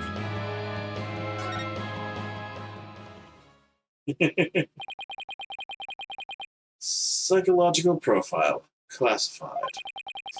Emotional output of this voice extremely weak compared to typical voices. Subject deemed to have unique psychological makeup with almost no emotional fluctuation. No emotional fluctuation, huh? The spy who experiences no emotions, not sadness, nor anger, and, naturally, no fear. He is the very definition of a phantom, a monster with no heart, don't you see? This creature is the rot that destroyed our lives and set what ails us all into motion. The Phantom, indeed. Fitting name for the one who has brought darkness to our world. Well then, it seems a faint image of this man has started to take shape. Based on what we have learned, I'd like all of you to conduct further investigation. This is not a formal trial, but I do want to follow protocol. If I may, I'd like to hand on my verdicts and bring these proceedings to an end. Whatever. Do what you want. You'll hear no objections from me. Yes. Sorry. Yes, please, Your Honor. It's over. It's finally over. Oh, but if this is not an official case, how is this helping Blackwell any, who's still scheduled for an execution tomorrow? Very well. In that case, Prosecutor Blackwell, could you please take the stand? As a result of this trial, your innocence has been proven. The verdict handed down 7 years ago is hereby overturned. All right, sure. And now the defendant of the current trial, Ms. Athena Sykes. Yes, Your Honor. Mr. Wright, thank you. Thank you for everything. Athena, you're more than welcome. If everyone is ready, I will now give my verdict.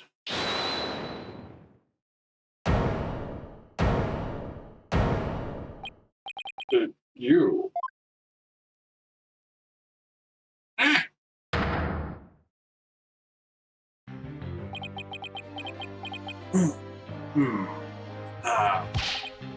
Apollo. What is the meaning of this? Congratulations, Mr. Wright, and Prosecutor Edgeworth. You uncovered the truth from 7 years ago, and you saved Prosecutor Blackwell. However, I can't allow this trial to end just yet.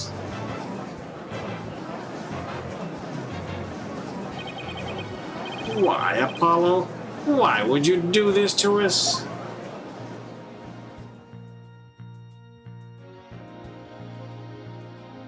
To be continued.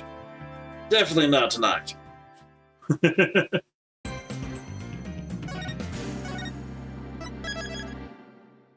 Alright. Trial day 1, cross-examining Apollo. Well, that's the thing we'll get to in the future. The future!